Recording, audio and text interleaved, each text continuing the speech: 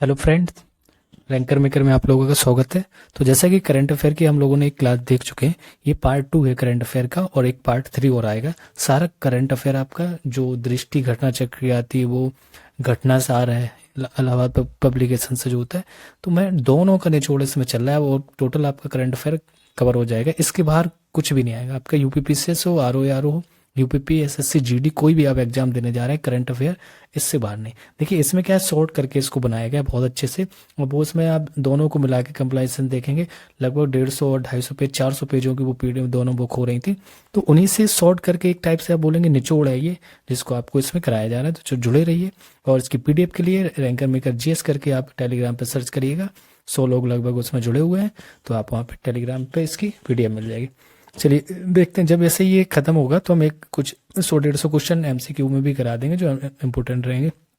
चलिए आज की क्लास में बात करते हैं प्रमुख अभियान एवं मिशन, ऑपरेशन, ये सारी चीजें। तो अभियान क्या, अभियान एवं मिशन ऑपरेशन की बात करें तो मेरा गांव मेरी धरोहर परियोजना जो चलाई गई थी दिसंबर 2023 में, संचालन कौन करता है इसको, संस्कृति मंत्रालय, भारत सरकार। और उद्देश्य क्या था इसके तहत, सभी गांवों की जो मैपिंग एवं प्रलेखन, उद्देश्य देखना है इसका, मैपिंग करना और प्रलेख तैयार करने का निर्णय लिया गया था। किसमें, मेरा गांव मेरी धरोहर। फिर ऑपरेशन जिंदगी आया। अब देखिए ये योजना है, कहीं ना कहीं आ जाएगा, ऑपरेशन है, अब मिशन है, अभियान है सब। तो ऑपरेशन जिंदगी नवंबर 2023 में, डेट से कोई मतलब नहीं, बस उद्देश्य देखिए क्या, ये उत्तराखंड सरकार एवं भारत सरकार का संयुक्त मिशन है। इसमें क्या, भारत के उत्तराखंड के उत्तरकाशी जिले में निर्माणाधीन जो सिलकारा बैंड वर्कआउट सुरंग के एक हिस्से में ढहने वाले जो 41 मजदूर थे वो फंस गए थे, जिन्हें बाहर निकालने हेतु चलाया गया। तो ऑपरेशन जिंदगी था, जिसके द्वारा जो सिलकारा उत्तराखंड में एक सुरंग थी उसमें 41 मजदूर फंस गए थे, ये निकाले गए थे। ठीक है, नेक्स्ट देखते हैं ऑपरेशन, ऑपरेशन चक्र सेकंड। जो चक्र सेकंड चलाया गया था एक इसके लिए था, तो ये अक्टूबर 2023 में चलाया गया था। ये इसमें था केंद्रीय जांच ब्यूरो सीबीआई के साथ था। उद्देश्य क्या था इसका, राष्ट्रीय स्तर पर घटित साइबर अपराधियों पर बड़ी कार्रवाई करना। तो साइबर अपराधियों पर बड़ी कार्रवाई के लिए आपका ऑपरेशन चक्र सेकंड चलाया गया था। ऑपरेशन अजय की बात करें तो ये अजय इजराइल और जो हमास के बीच जो फिलिस्तीन में युद्ध चल रहा है उसमें भारतीयों को सुरक्षित देश लाना था। मतलब जो वहां पे भारतीय लोग फंसे उनको सुरक्षित वहां से निकालना था। भारत सरकार के द्वारा ये योजना चलाई गई थी। चलिए नेक्स्ट देखते हैं क्या, नेक्स्ट लिखा है कि हर घर सोलर अभियान। चलिए सोलर एनर्जी को, सोलर पावर को बढ़ावा देने के लिए हर घर सोलर अभियान भी चलाया गया था 2 अक्टूबर 2023 को, गांधी जी की जन्म तिथि पे। तो उत्तर प्रदेश सरकार द्वारा ये बहुत मोस्ट इंपोर्टेंट हो जाता है, क्योंकि यहाँ पे उत्तर प्रदेश सरकार की बात कर रहे हैं, और जो लखनऊ एवं वाराणसी में कार्यान्वित किया गया था इसको। ऑपरेशन आयरन की बात करें, ऑपरेशन आयरन स्वार्ड जो आपका अक्टूबर 2023 में इजरायली सेना द्वारा, इजरायल वायुसेना द्वारा गाजी पट्टी में हमास के विरुद्ध चलाया गया था।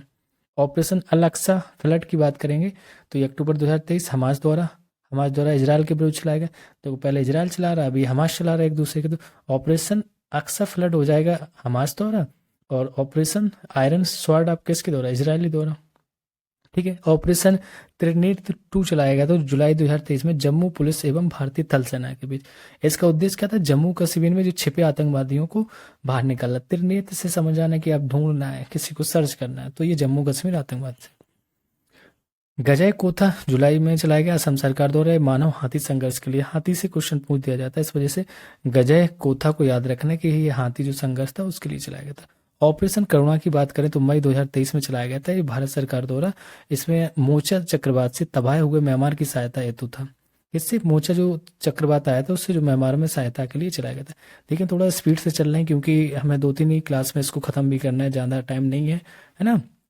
3 पार्ट में मोस्टली मैं करंट अफेयर की 400 पेज की बुक को खत्म करने वाला हूँ। तो लगभग 3 क्लास चलेंगे। एक मैराथन लेने वाला था 5-6 घंटे की, तो वो तो नहीं हो पा रही थी, और इसमें हम आपको इसमें कवर करा देंगे। चलिए ऑपरेशन करुणा की बात करें तो भारत सरकार द्वारा मोर्चा म्यांमार के द्वारा। ठीक है, ऑपरेशन कावेरी।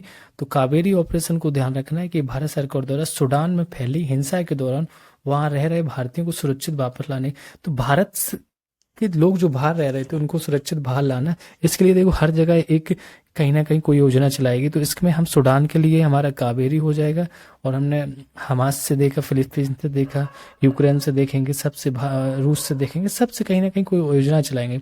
ऑपरेशन सद्भावना की बात करें फरवरी 2023 में, ये भारतीय सेना द्वारा चलाया गया था। जम्मू कश्मीर एवं लद्दाख में आतंकवाद से प्रभावित लोगों की आकांक्षाओं को पूर्ण करने हेतु भारतीय सेना द्वारा की गई एक मानवीय पहल थी। तो ऑपरेशन सद्भावना एक भारत सरकार द्वारा एक मानवीय पहल थी। क्या था? एक मानवीय पहल थी। ठीक है। भारत यात्रा अभियान 2023 की बात करें तो जनवरी 2023 में ये पर्यटन मंत्रालय द्वारा चलाया गया था, भारत में जो पर्यटन को बढ़ावा देने के लिए। इस अभियान का जो लोगो था नमस्ते करके था, तो ये भी ध्यान देना भाई, केंद्र सरकार की योजना है तो ये जरूरी है कि इसका लोगो क्या था, नमस्ते। कैप टू रियो रेस 2023 ये 50वां संस्करण है, 2 जनवरी 2023 को हुआ। इसमें क्या हुआ कि ये जो रेस प्रतिष्ठित ट्रांस जो अटलांटिक महासागर रेस में से एक है। इस रेस की शुरुआत केपटाउन दक्षिण अफ्रीका से शुरू हुई और समापन रियो डी जेनेरियो ब्राजील में हुआ था। इसमें भारतीय नौसेना नौकायन पोत INSV जो तरणी ने इन सब ने भाग लिया था। नेक्स्ट अभियान देखते हैं कौन सा, यूपी ग्लोबल सिटी। देखिए यूपी के वो तो इंपॉर्टेंट हैं, तो उस पर तो आप पहले ही टिक कर लेना। यूपी ग्लोबल जो सिटी अभियान था जनवरी 2023 में इन नगर विकास विभाग द्वारा उत्तर प्रदेश में चलाया गया था। इसमें 100 दिवसीय इस अभियान का उद्देश्य प्रदेश के शहरों का वैश्विक स्तरीय विकास एवं सुधार करना। क्या 100 दिवसीय मतलब 100 दिनों के अंदर आप उद्देश्य बनाए कि शहरों को वैश्विक स्तरीय विकास एवं सुधार करना है। कुछ नहीं कर पाएंगे, सब फालतू की योजना। हाँ, और फिर नेक्स्ट आते हैं, हम लोग अपना काम देखते हैं। हमार बेटी हमार मान अभियान। तो ये किसने, छत्तीसगढ़ सरकार ने चलाया था कि हमार बेटी हमार मान अभियान। ये महिलाओं को सशक्त बनाने हेतु उन्हें महिलाओं से रिलेटेड ये भी इम्पोर्टेंट है, उन्हें कानूनी अधिकार के बारे में बताना, साइबर अपराध है, यौन शोषण है आदि, इन सब के बारे में जानकारी दिलाना था। सर्व सदा सेवन, जैसे मास ड्रग एडमिनिस्ट्रेशन की बात करेंगे तो सर्व सदा सेवन मास ड्रग एडमिनिस्ट्रेशन आपके केंद्रीय स्वास्थ्य परिवार कल्याण मंत्रालय द्वारा चलाए गए थे, जो फाइलेरिया रोग के लिए, किसके लिए, फाइलेरिया रोग के लिए अंकुश लगाने तो। चलिए नेक्स्ट बात करते हैं जगह मिशन। जगह मिशन क्या है, ये उड़ीसा सरकार द्वारा था। तो सब सारे सरकार को थोड़ा थोड़ा देख के चलना है। उड़ीसा में लगभग जो 3000 झुग्गियों को अपग्रेड करने के लिए बर्ड हैबिटेट द्वारा सम्मानित था। ये बहुत अच्छी बात थी कि झुग्गी झोपड़ी को हटाने के लिए और अच्छे पक्के मकान देना। तो ये जगह मिशन चलाया गया था उड़ीसा सरकार। ऑपरेशन मुक्ति अभियान की बात करें तो उत्तराखंड सरकार द्वारा बच्चों को भिक्षावृत्ति से मुक्त कराना। बहुत अच्छी ये योजना है देखो। और ठीक है, आए चाहे ना एग्जाम में आए या ना आए, लेकिन क्या है ना कहीं एक सोच बहुत अच्छी है समाज के प्रति। मुक्ति अभियान चला और ये अच्छी धरातलीय स्थल से लागू की जाए तो इसमें कहीं ना कहीं बहुत हित है लोगों का। तो ये बच्चों को भिक्षावृत्ति से मुक्त कराना था, उनके पुनर्वास की व्यवस्था करना। थीम था इसकी भिक्षा नहीं शिक्षा दें। बहुत अच्छी थीम भी है कि भिक्षा नहीं मुझे शिक्षा दें। ऑपरेशन मुक्ति अभियान था ये उत्तराखंड सरकार का। नेक्स्ट हमारा कि बड़े चलो अभियान, तो संस्कृति मंत्रालय द्वारा था कि आजादी के अमृत महोत्सव के अंतर्गत इस अभियान का उद्देश्य भारत के युवाओं में देशभक्ति की गहरी भावनाओं को जागृत करना था। कृष्ण कुंज की बात करें, कृष्ण कुंज वृक्षारोपण अभियान, तो ये आपका छत्तीसगढ़ सरकार द्वारा राज्य की सभी नगर पालिकाओं में कम से कम 1 एकड़ भूमि पर वृक्षारोपण, समझ लो जितनी भी नगर पालिका है वो कम से कम उनको टारगेट दिया कि आप 1 एकड़ पर वृक्षारोपण करें, जिसमें नीम पीपल बरगद के वृक्ष होंगे। आंचल अभियान की बात करें तो ये राजस्थान सरकार का, ये किसके लिए, तो गर्भवती महिलाओं के स्वास्थ्य की देखभाल के लिए आंचल अभियान। चलिए नेक्स्ट देखते हैं क्या है। अंतर्राष्ट्रीय कुछ सम्मेलन हुए थे, तो सम्मेलन के बारे में देखते हैं। सम्मेलन की बात करें तो इसमें कोलंबो सुरक्षा कॉन्क्लेव हुआ था, ये दिसंबर 2023 में। डेट से कोई मतलब नहीं, बस आप ये देखें क्या है। स्थल क्या था, पोर्ट लुइस था मॉरिशस में। मुख्य बिंदु इसमें क्या था, इसमें भारत के राष्ट्रीय सुरक्षा सलाहकार अजीत डोभाल ने भागीदारी ली थी। कहाँ पे, कोलंबो में। खास इंपोर्टेंट नहीं है। विश्व हिंदू सम्मेलन की बात करें तो ये इंपोर्टेंट भाई, सरकार के हिसाब से और पेपर के हिसाब से, केंद्र राज्य सरकार जो भी है। तो विश्व हिंदू सम्मेलन 3रा संस्करण था इनका, नवंबर 2023 में। कहाँ हुआ था, बैंकॉक थाईलैंड में। अंतर्राष्ट्रीय चावल कॉन्फ्रेंस का जो 6वां संस्करण था ये अक्टूबर 2023 में मनीला फिलीपींस में हुआ था, ये ध्यान देना। और इसका विषय था excellence transformation of rice based food system from gene to globe. Okay, इसका संस्करण था और ये थीम थी। और विश्व सड़क कांग्रेस की बात करें, विश्व सड़क कांग्रेस कहाँ हुआ था आपका, अक्टूबर में हुआ था 2023 में, प्राग चेक गणराज्य में। विषय इसका था प्राग 2023 together all the road again. ठीक है, ये थीम भी याद रखना, ये नहीं इंपोर्टेंट बट देखना है। 3रा वैश्विक समुद्री भारत शिखर सम्मेलन की बात करें तो अक्टूबर 2023 में ये मुंबई में हुआ था। अंतर्राष्ट्रीय वकील सम्मेलन की बात करें तो भाई वकील लोग कहाँ इकट्ठे हुए थे, तो नई दिल्ली में। इसे प्रधानमंत्री नरेंद्र मोदी से संबोधित किया गया, नहीं मोदी जी ने संबोधित किया था इसे। और विषय था इसका न्याय वितरण प्रणाली में उभरती चुनौतियां। तो न्याय वितरण प्रणाली में उभरती चुनौती है मोदी जी से। देखिए प्रधानमंत्री का भागीदारी, तो इसको थोड़ा टिक कर लेते हैं। अंतर्राष्ट्रीय वकील सम्मेलन नई दिल्ली। आसियान शिखर सम्मेलन की बात करें 2023 में, इसका 43वां संस्करण हुआ था सितंबर 2023 में। कहाँ पे हुआ था? Jakarta, Indonesia. विषय था इम्पिस्ट्रम्स ऑफ ग्रोथ। ठीक है। G20 शिखर सम्मेलन जो 18वां संस्करण सितंबर में हुआ, ये भारत मंडपम नई दिल्ली में जो बना है उसमें हुआ था। 19 देशों ने और एवं एक आपका यूरोपीय संघ ने भागीदारी ली। अध्यक्षता इसमें भारत ने की थी और विषय इसका था वसुधैव कुटुंबकम, या एक पृथ्वी एक परिवार एक भविष्य, ऐसे भी बोल सकते हैं। विश्व कॉफी सम्मेलन, ये कॉफी सम्मेलन भी इम्पोर्टेंट है आपका। कॉफी सम्मेलन सितंबर 2023 में हुआ था बेंगलुरु कर्नाटक में। विषय इसका था सर्कुलर इकोनॉमी और पुनरुज्जीव कृषि के माध्यम से स्थिरता को बढ़ावा देना। ठीक है, कुछ भी शब्द अगर आपको समझ में ना आए तो पीडीएफ सामने दिख रही है, आप उसको क्या कर सकते हैं, देख सकते हैं आराम से, है ना। कुछ वर्ड हो जाते हैं। विश्व धरोहर समिति जो यूनेस्को की बैठक थी 45वीं, ये सितंबर 2023 में रियाद सऊदी अरब में हुई थी। इस वर्ष लगभग 42 नए स्थलों को विश्व विरासत सूची में शामिल किया। उसमें ध्यान देना कि भारत का कौन सा था, तो बताएंगे अभी करंट में। चलिए नेक्स्ट देखते हैं। बांध सुरक्षा अंतर्राष्ट्रीय सम्मेलन सितंबर 2023 में, ये जयपुर राजस्थान में हुआ था। इसका जो उद्घाटन था आपका उपराष्ट्रपति जगदीश धनखड़ ने किया था। विषय इसका था सुरक्षित और संरक्षित बांधों द्वारा राष्ट्र की समृद्धि सुनिश्चित करना। ब्रिक्स का, ये ब्रिक्स का सम्मेलन इंपोर्टेंट है। किसका? ब्रिक्स वाला। तो जो ब्रिक्स शिखर सम्मेलन 15वां संस्करण था, अगस्त 2023 में हुआ। कहाँ पे हुआ था ये? जोहान्सबर्ग, दक्षिण अफ्रीका में। विषय इसका क्या था? ब्रिक्स और अफ्रीका पारस्परिक रूप से त्वरित विकास, सतत विकास और समावेशी बहुपक्षवाद के लिए साझेदारी। इसमें नए जो 6 राष्ट्रों को ब्रिक्स का सदस्य बनाया गया, जो हैं वो कौन कौन से? मिस्र है, ईरान, सऊदी अरब, संयुक्त अरब अमीरात और इथोपिया, अर्जेंटीना। ये आपके 6 हो गए। संघाई शिखर सम्मेलन की बात करते हैं। संघाई शिखर सम्मेलन आपका जो SCO जिसको बोलते हैं, 23वां संस्करण इसका था, जुलाई 2023 में वर्चुअल माध्यम से हुआ। भारत ने इस सम्मेलन की अध्यक्षता की। मोस्टली अभी तो भारत में बहुत सारे सम्मेलन जो अध्यक्षता की गई, और इसकी जो थीम थी एक सुरक्षित SCO की ओर। एक सुरक्षित, देखो भारत ने इसकी अध्यक्षता थी, इंपोर्टेंट हो गया, बस थीम देख लेना इसका, एक सुरक्षित SCO की ओर। ठीक है। विश्व खनन कांग्रेस की बात करें, विश्व खनन कांग्रेस जून 2023 में हुआ था। ये ब्रिस्बेन ऑस्ट्रेलिया में, मेजबानी ऑस्ट्रेलिया द्वारा की गई थी इसकी। अंतर्राष्ट्रीय योग दिवस की बात करें, ये 9वां संस्करण है, 2015 से मनाया जा रहा है, आप लोगों को पता होगा। तो 21 जून 2023 को पूरे विश्व में मनाया जाता है, और थीम इसकी भी वसुधैव कुटुंबकम के लिए योग, है ना। तो बस वसुधैव कुटुंबकम के लिए योग, ये 9वें संस्करण अंतर्राष्ट्रीय योग, क्योंकि पूछ दिया जाता है ये कौन सा संस्करण है, तो 9वां है, तो 2015 से मनाया जा रहा है। अरब लीग शिखर सम्मेलन मई 2023 में हुआ था, ये जेद्दा सऊदी अरब में, कोई अपना काम का नहीं। विश्व स्वास्थ्य सभा की बात करें 76वीं थी, मई 2023 में जेनेवा, केंद्रीय स्वास्थ्य मंत्री मनसुख मंडाविया में इसने भागीदारी की थी। नेक्स्ट बात करते हैं इंटरनेशनल सुपर कंप्यूटिंग कॉन्फ्रेंस, ये इंपोर्टेंट है इंटरनेशनल सुपर कंप्यूटिंग के लिए, तो हम टिक कर लेंगे।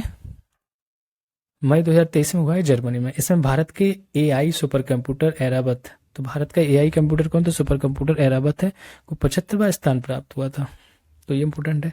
G7 सम्मेलन जो 49वां इसका सम्मेलन था, तो ये आपका मई 2023 में हिरोशिमा मतलब जापान में हुआ था। तो आपको पता होगा हिरोशिमा में भी बम गिराया गया था, परमाणु बम। अमेरिका ने कब गिराया था? हिरोशिमा पे और नागासाकी पे। तो 6 अगस्त को हिरोशिमा पे और 9 अगस्त को आपका नागासाकी पे, तो इसको ये भी याद रख लेना। ठीक है, डेट पूछा जाता, नाम आया इसलिए बता दिया। चलिए नेक्स्ट बात करते हैं संयुक्त राष्ट्र जल सम्मेलन अप्रैल 2023 में न्यूयॉर्क में मनाया गया, ये भी जरूरी है। ग्लोबल मिल्टन श्री अन्न सम्मेलन नई दिल्ली में हुआ है। इसका जो मोस्टली इस बार बाजरा को इसमें मान्यता दी गई कि मोटे अनाज में शामिल तो था ही, थोड़ा सा प्योरिटी दी गई। भारत के प्रस्ताव के आधार पर वर्ष 2023 को संयुक्त राष्ट्र महासभा द्वारा अंतर्राष्ट्रीय बाजार वर्ष घोषित किया गया। चलिए नेक्स्ट देखते हैं। नेक्स्ट अभी और सम्मेलन है अंतर्राष्ट्रीय धर्म सम्मेलन मार्च 2023 में भोपाल मध्य प्रदेश में हुआ। उद्घाटन करता राष्ट्रपति द्रौपदी मुर्मू थी, तो ये भी जरूरी है। अंतर्राष्ट्रीय धर्म सम्मेलन, अंतर्राष्ट्रीय धर्म सम्मेलन 2023 का ये 7वां संस्करण था, और मार्च 2023 में ये भोपाल मध्य प्रदेश में मनाया गया, और उसकी भागीदारी थी द्रौपदी मुर्मू जी ने की थी। पहला संयुक्त राष्ट्र जल सम्मेलन की बात करें 2023 में, तो ये मार्च 2023 में न्यूयॉर्क संयुक्त राज्य अमेरिका के द्वारा संचालित हुआ। रायसीना संवाद जो 8वां संवाद था, इसका मार्च 2023 में नई दिल्ली में रायसीना है, तो आपको नई दिल्ली मनाया जाएगा। इसका जो उद्घाटन किया था मोदी जी ने किया। मुख्य अतिथि कौन थे? तो इटली की प्रधानमंत्री जॉर्जिया मेलोनी। हाँ, बहुत मीम्स इनके वायरल हुए थे, वही तो जॉर्जिया मेलोनी। विषय था इसका उत्तेजना, अनिश्चितता, अशांति और तूफान में प्रकाश स्तंभ। विश्व हिंदी सम्मेलन का जो 12वां संस्करण की बात करें तो ये फरवरी 2023 में हुआ था। कब हुआ था? फरवरी 2023 में। और ये कहाँ पे हुआ था? फिजी में हुआ था विश्व हिंदी सम्मेलन। और इसका विषय था पारंपरिक ज्ञान से कृत्रिम बुद्धिमत्ता के लिए, कृत्रिम बुद्धिमत्ता तक। चलिए नेक्स्ट देखते हैं। विश्व व्यापार संगठन की बात करें, मंत्री स्तरीय था 13वां, तो फरवरी 2024 में आबू धाबी संयुक्त अरब अमीरात में हुआ था। ठीक है, नेक्स्ट देखते हैं। संघाई सहयोग संगठन जिसे एससीओ बोलेंगे, ये फिल्म महोत्सव था 27 जनवरी से लेकर 31 जनवरी तक 2023 तक चला। ये मुंबई में हुआ था। इस महोत्सव का जो शुभारंभ था वो प्रियदर्शन द्वारा निर्देशित एवं उर्वशी द्वारा अभिनीत तमिल फिल्म थी अपत्था की स्क्रीनिंग के साथ हुआ था। विश्व आर्थिक फोरम की बात करें, विश्व आर्थिक फोरम जो आपका WEF था, इसकी बैठक जो आपकी 23 जनवरी 2023 में दावोस स्विट्जरलैंड में हुई थी। और इसका जो विषय था cooperation in a fragmented world. आगामी बैठक सम्मेलन की बात करें तो 19वां जो G20 शिखर सम्मेलन ब्राजील, मतलब 2024 का जो आगामी होगा आने वाला, तो ब्राजील में होगा। COP29 की संयुक्त राष्ट्र परिषद और जो जलवायु परिषद सम्मेलन था, इसकी बात करें 2023 का अजरबैजान में। 25वां SCO शिखर सम्मेलन 2023 का कजाकिस्तान। 44वां आसियान शिखर सम्मेलन 2024 ये वियंतियन लाओस में होगा। 16वां ब्रिक्स शिखर सम्मेलन 2024 कजान रूस में होगा। 50वां G7 शिखर सम्मेलन 2023 इटली में होगा। 42वां एवं 43वां आसियान जो शिखर सम्मेलन है वो 2023 का इंडोनेशिया में होगा। ठीक है, तो चलिए और आगे देखते हैं क्या वर्ष 2023 के महत्वपूर्ण ऐप एवं पोर्टल कौन कौन से रहे, तो उनको देखते हैं। ऐप एवं पोर्टल ग्राम पेंच जो दिसंबर 2023 में पंचायती राज मंत्रालय द्वारा किया गया था, इसको जारी। और उद्देश्य था ग्राम पंचायतों को सशक्त बनाने और जमीनी स्तर पर स्थानिक योजना में सुधार करने के। तो फ्लड वॉच की बात करें तो फ्लड वॉच ऐप था, ये अगस्त 2023 में लॉन्च किया गया। जारी करता था केंद्रीय जल आयोग। और इसका काम था कि वास्तविक समय के आधार पर जनता को 7 दिनों तक बाढ़ की स्थिति की जानकारी देना। ठीक है, नेक्स्ट ऐप की बात करते हैं। मोबाइल दोस्त ऐप और मतलब उसका समझ लें जो फ्लड वाला था वो ये आपका पूर्वानुमान प्रदान करता था कि बाढ़ आने का। मोबाइल दोस्त ऐप की बात करें 2023 में इसको लॉन्च किया जुलाई में जम्मू कश्मीर सरकार द्वारा नागरिक केंद्रित सेवाओं की मोबाइल आधारित डिलीवरी के लिए। सरपंच संवाद ऐप की बात करें सितंबर 2023 में आया असम सरकार द्वारा ग्राम प्रधान से नेताओं के संपर्क हेतु। तो सरपंच ऐप है, संवाद ये ग्राम प्रधान और नेताओं के बीच। फोरेक्सा ऐप है, अप्रैल 2023 में आया राष्ट्रपति द्रौपदी मुर्मू द्वारा, ये महिला सुरक्षा हेतु है। कौन सा? फोरेक्सा। तो ये इंपोर्टेंट हो जाते हैं फोरेक्सा क्योंकि ये महिला सुरक्षा द्वारा है और राष्ट्रपति द्रौपदी मुर्मू द्वारा चलाया। इनकोर ऐप की बात करें, इनकोर नवंबर 2023 में आया चुनाव आयोग द्वारा चुनावी प्रक्रिया को आसान बनाने हेतु इनकोर आया था आपका। सुस्वागतम पोर्टल की बात करें सर्वोच्च न्यायालय द्वारा चलाया गया अगस्त 2023 में। अदालत में प्रवेश हेतु ऑनलाइन इलेक्ट्रॉनिक पास बनवाने हेतु, तो अदालत में आपको प्रवेश करना तो ऑनलाइन एक इलेक्ट्रिक वो पास बनता है, जिसके लिए सुस्वागतम पोर्ट चलाया गया। संचार साथी की बात करें भारत सरकार द्वारा मई 2023 में चोरी किए हुए फोन को ट्रैक करने हेतु।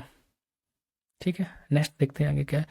कुछ रिपोर्ट एवं सूचकांक है, तो रिपोर्टें कौन सी संस्था जारी करती है, क्या किस में किसकी क्या पोजीशन रही है ना, और सूचकांक क्या है वो देखते हैं। चलिए स्वच्छ वायु सर्वेक्षण की बात करें। स्वच्छ जो वायु सर्वेक्षण 2023 से जारी करता है आपका केंद्रीय पर्यावरण वन एवं जलवायु परिवर्तन मंत्रालय द्वारा। शामिल शहर इसमें 131 थे और विवरण इसका था, विवरण क्या श्रेणी दी गई है किस हिसाब से। 10 लाख से अधिक आबादी वाले शहर की बात करें तो इसमें सबसे टॉप रैंक पे इंदौर रहा, फिर दूसरे पे आगरा, फिर आपके थाने आ जाते। तो आगरा आपको पता है उत्तर प्रदेश, महाराष्ट्र थाने, और इंदौर का मध्य प्रदेश का, तो इंदौर सबसे टॉप पे रहा। फिर हम 3 से 10 लाख की आबादी वाले शहर की बात करें तो अमरावती फर्स्ट रैंक पे, फिर आपका मुरादाबाद, फिर गंटूर। तो अमरावती का महाराष्ट्र वाला, आंध्र प्रदेश वाला अमरावती कैपिटल वाला नहीं, ये महाराष्ट्र में एक जिला है वो वाला। ठीक है, मुरादाबाद उत्तर प्रदेश का हो जाए, गंटूर आपका आंध्र प्रदेश का। 3 पोजीशन रही। 3 लाख से कम आबादी वाले शहर की बात करें तो परवाणु जो हिमाचल प्रदेश का वो फर्स्ट रैंक पे रहा, कालाम्ब हिमाचल प्रदेश का सेकंड रैंक पे, अंगुल उड़ीसा का थर्ड रैंक पे। देखिए ठीक है नहीं आया, लेकिन एक लाइट में आपको एक बार टच में इसको रीड करके चलना है, क्योंकि कहीं आ गए ऑप्शन में और ये है नहीं है पूछ दिया तो कंफ्यूज हो जाओगे। 10 लाख से अधिक आबादी वाले उत्तर प्रदेश के कुछ शहर दिए गए, क्योंकि हमारा एग्जाम उत्तर प्रदेश का है तो उत्तर प्रदेश को देखना है। तो रैंक सेकंड पे आपका आगरा आया है, 10 लाख आबादी वाले शहर है। 11वें नंबर पे वाराणसी, 12वें पे आपका गाजियाबाद, 25वें नंबर पे कानपुर, 26वें लखनऊ और 30वें नंबर पे आपका प्रयागराज है। लखनऊ प्रयागराज ध्यान देना, 26वें पे आपका लखनऊ, 30वें पे प्रयागराज और वाराणसी को भी ध्यान देना है 11वें नंबर पे, क्योंकि मोदी जी ज़्यादा यहाँ पे आते जाते रहते हैं, तो ये स्वच्छता के आधार पर इनकी रैंक दी गई है। ठीक है, नेक्स्ट देखते हैं निर्यात और तत्परता सूचकांक 2023। तो जारी करता है नीति आयोग। जो निर्यात तत्परता सूचकांक है इसे कौन जारी करता है? नीति आयोग। आपको पता होगा नीति आयोग एक संवैधानिक नहीं है, समुत्तर निकाय है, मतलब क्या बोल सकते हैं इसको, संविधान में इसका कोई उल्लेख नहीं है। 1 जनवरी 2015 से इसको लागू किया गया था, एक थिंक टैंक के रूप में काम करता है। तो इसका तीसरा संस्करण है, बात करते हैं क्या इसमें दिया गया। जो तटीय तमिल के हिसाब से रैंक दी गई, तो तटीय तमिलनाडु राज्य है वो फर्स्ट रैंक पे, फिर महाराष्ट्र दो सेकंड पे, कर्नाटक तीसरे नंबर पे, क्योंकि ये तटीय राज्य तीनों। भूमिबद्ध की बात करें जो लैंड लॉक स्टेट है उनकी बारे, हरियाणा फर्स्ट रैंक पे, फिर तेलंगाना आएगा, फिर उत्तर प्रदेश आपका तीसरे नंबर पे। हमें फोकस करना है यूपी पे जो तीसरे नंबर पे। हिमालयी क्षेत्र की बात करेंगे उत्तराखंड, हिमाचल प्रदेश दूसरे पे। केंद्र शासित प्रदेश की बात करेंगे यूटीएस की, छोटा राज्य में बात करेंगे तो गोवा आ जाएगा, जम्मू कश्मीर दूसरे नंबर पे आ जाएगा। ठीक है, चलिए यूनेस्को जो क्रिएटिव सिटीज नेटवर्क 2023 था, यूनेस्को क्रिएटिव सिटीज नेटवर्क 2023, इसकी बात करते हैं। इस वर्ष विश्व के 55 नए शहरों को क्रिएटिव सिटीज नेटवर्क में शामिल किया गया। इसमें भारत के 2 स्थलों को 2023 में शामिल किया गया। अब जो भारत के 2 स्थलों को किया गया वो हमें हमारे लिए इंपॉर्टेंट है। चलिए देखते हैं कौन से। तो कौन से आपके कोझिकोड है केरल का, इसको साहित्य के श्रेणी में के शहर में रूप में रखा गया, किसके साहित्य के शहर के रूप में वर्ष 2023 में। ग्वालियर मध्य प्रदेश का संगीत के शहर के रूप में रखा गया 2023 में। तो ये किस में रखा गया, ये ध्यान देना आपको, ये आपका रखा गया यूनेस्को क्रिएटिव सिटीज के रूप में। तो कौन कौन सा आया आपका, केरल का कोझिकोड साहित्य के क्षेत्र में, ग्वालियर मध्य प्रदेश का संगीत के शहर में क्षेत्र में। तो इस प्रकार इस श्रेणी में भारत के अब तक कुल 7 शहर हो गए। कितने हो गए? 7 शहर हो गए। देख लेते हैं कौन कौन से। चेन्नई है आपका, टोटल तो 7 है। चेन्नई हो गया, ग्वालियर हो गया, वाराणसी हो गया, हैदराबाद हो गया, श्रीनगर हो गया और कोझिकोड, फिर आपका ये ग्वालियर। ठीक है, नेक्स्ट बात करते हैं अखिल भारतीय बाघ रिपोर्ट। देखिए बाघ रिपोर्ट से आप घटनासार भी पढ़ेंगे, उसमें भी ये चीजें डिटेल में दी गई थी, इसमें इन शॉर्ट कर दी गई। तो ये बाघ रिपोर्ट से हमेशा कहीं ना कहीं पीसीएस आरओआर में एक क्वेश्चन पूछा ही जाता है। करंट में आप कोई भी एग्जाम देंगे उसमें एक क्वेश्चन पूछ दिया जाता है। तो बाघ रिपोर्ट 2022 की बात करते हैं। जारी करता भारतीय वन्यजीव संस्थान है। भारत में बाघों की संख्या लगभग की बात करें तो 3682 से लेके 3925 के लगभग मानी जाती है। हम इसको एवरेज में मान लेते हैं 3700 लगभग है। ठीक है, विश्व के लगभग 75% बाघ भारत में ही रहते हैं। तो समझ लीजिए यहाँ पे बाघों को शहर किसे कहेंगे, भारत को। हाँ वैसे भी सब बाघ ही है, किसी शेर से कम थोड़ी है भारत के लोग। तो विश्व के लगभग 75% भारत में रहते हैं। 4 वर्षों में अर्थात 2018 से 22 के मध्य बाघों की संख्या में वृद्धि लगभग 24% हुई। तो यहाँ पे वैसे भी नामीबिया से, अफ्रीका से मोदी जी ने मंगाए थे, है ना। चलिए देखते हैं किस राज्य में कितने कौन से हैं। तो मध्य प्रदेश की बात करें 2018 में यहाँ पे 526 बाघ थे, 2022 में यहाँ पे 785 बाघ हो गए। लगभग 49% यहाँ बोल सकते हैं 50% पे यहाँ पे इसकी बढ़ोतरी हुई है किसकी, बाघों की। ठीक है, दूसरे नंबर पे आपका कर्नाटक आता है, 524 थे 563 हो गए, 7.4% समथिंग यहाँ पे इसकी वृद्धि हुई है। उत्तराखंड की बात करेंगे 442 से 560 हो गया, 26.7% की वृद्धि हुई। महाराष्ट्र की बात करेंगे 312 से लेकर 444 तक हो गया है और 29% इसमें। तो सबसे ज्यादा कहाँ पे वृद्धि हुई है, मध्य प्रदेश में। वैसे भी मध्य प्रदेश में सबसे ज्यादा थे तो वृद्धि हुई। फिर उसके वृद्धि की केवल बात करेगा तो आप दूसरे नंबर पे महाराष्ट्र पे जाना, तीसरे पे उत्तराखंड पे जाना, फिर चौथे पे कर्नाटक पे। अगर संख्या के हिसाब से बात करेगा पहला मध्य प्रदेश, दूसरा कर्नाटक की। वर्तमान में इस संख्या सबसे ज्यादा किसमें, पहला मध्य प्रदेश, दूसरा कर्नाटक, फिर उत्तराखंड, फिर महाराष्ट्र। तो ध्यान देना किस हिसाब से पूछा जाएगा क्वेश्चन, उस हिसाब से टिक करना है। तो बाघों की संख्या में कमी वाले राज्य कौन कौन से? तेलंगाना है, तेलंगाना होगा, छत्तीसगढ़, झारखंड, उड़ीसा, अरुणाचल प्रदेश। वर्तमान में देश में चंगोल टाइगर रिजर्व है, तो 53वां टाइगर रिजर्व की बात करेंगे, करंट के देख लेते हैं जो लास्ट में ऐड हुए। 53वां वो आपका रानीपुर टाइगर रिजर्व है, ठीक है। 54वें की बात करेंगे तो आपका 2022 में जो 53वां हुआ था ऐड रानीपुर टाइगर रिजर्व। 54वां वो आपका 2023 में वीरांगना दुर्गावती टाइगर रिजर्व है, वो आपका मध्य प्रदेश का, इसको भी ऐड किया गया। नेक्स्ट आगे देखते हैं क्या, आकांक्षी ब्लॉक कार्यक्रम की पहली जो डेल्टा रैंकिंग आई थी 2023 की, उसको देखना है क्या है। जारी करता है इसको भी नीति आयोग है, तो अभी जस्ट नीति आयोग के बारे में बता दिया था आपको, क्या है बार बार से नहीं आगे बढ़ना। तो इसमें क्या है, जो रैंक दी गई ब्लॉक स्तर पे, जिला स्तर पे और राज्य स्तर पे, तो राज्य कौन सा है, जिला कौन सा है, सारी चीज़ें। तो तिरयानी कुमरुम थीम एक फिर से देखते हैं, तिरयानी कुमरुम भीम ब्लॉक है, वो आपका जिला है आसिफाबाद में, राज्य है आपका तेलंगाना। कौसाम्बी ब्लॉक की बात करें, कौसाम्बी जिला उत्तर प्रदेश में है, तो ये आपका हो गया, ठीक है, कौसाम्बी उत्तर प्रदेश का, तो इसको टिक कर लेते हैं, ये इंपोर्टेंट हो जाएगा। कौसाम्बी ब्लॉक, कौसाम्बी जिला उत्तर प्रदेश के लिए, ओके। नोट, ब्लॉकों को भौगोलिक दृष्टि से 6 जोनों में विभाजित किया गया है तथा प्रत्येक जोन से 2 ब्लॉकों को रैंकिंग दी गई है। तो क्या है, जो ब्लॉक है उनको क्या भौगोलिक दृष्टि से 6 जोनों में विभाजित किया गया है, प्रत्येक जोन से 2 ब्लॉकों को रैंकिंग भी दी गई। जोन 2 की बात करें तो उत्तर जो भारतीय राज्यों को शामिल किया गया है, जिसमें उत्तर प्रदेश के बस्ती जिले, हरैया ब्लॉक, ठीक है, ये प्रथम स्थान पर है, तथा गाजीपुर जिले के जो बिरनो ब्लॉक को द्वितीय स्थान पर रखा गया। लगभग आपके 112 पेज है, अभी हम लोग 42 पेज नंबर पे पहुंचे, तो मुझे 2-3 क्लास में इसको फिनिश भी करना। चलिए, IQ एयर जो क्वालिटी रैंकिंग है 2023, इसकी बात करनी है, किसकी, IQ एयर क्वालिटी रैंकिंग 2023। तो रैंक क्या है इसमें, रैंक शहर और देश दिए गए IQ के हिसाब से। लाहौर पाकिस्तान का है एयर क्वालिटी में, IQ एयर क्वालिटी जो 2023 की, तो रैंक फर्स्ट पे जो आपका है लाहौर है पाकिस्तान का, फिर दिल्ली भारत का दूसरे स्थान पे। IQ एयर क्वालिटी का मतलब ये सबसे बेकार क्वालिटी के हैं, तो इस हिसाब से इसको सबसे बेकार पाकिस्तान का लाहौर माना गया, फिर दिल्ली का भारत, हांगजू चीन का, वुहान चीन का, ठीक है। ये फोर्ब्स भारत के 10 सबसे अमीर व्यक्तियों की लिस्ट इसने जारी की 2023 में। जारी करता फोर्ब्स है जो अमेरिकी के बिजनेस पत्रिका है। तो देखते हैं 5 भारतीय जो हैं कौन कौन से, कुल संपत्ति भी देख लेते हैं इनकी। फर्स्ट रैंक पे आपके मुकेश अंबानी जी, जिनकी वो $93.2 बिलियन सब कुल संपत्ति है। उसके बाद गौतम अडानी आते हैं, $57.6 मिलियन की संपत्ति है। उसके बाद शिव नडार आते हैं, 30.4% बिलियन डॉलर इनकी संपत्ति है। फिर सावित्री जिंदल एवं परिवार, $26.8 बिलियन।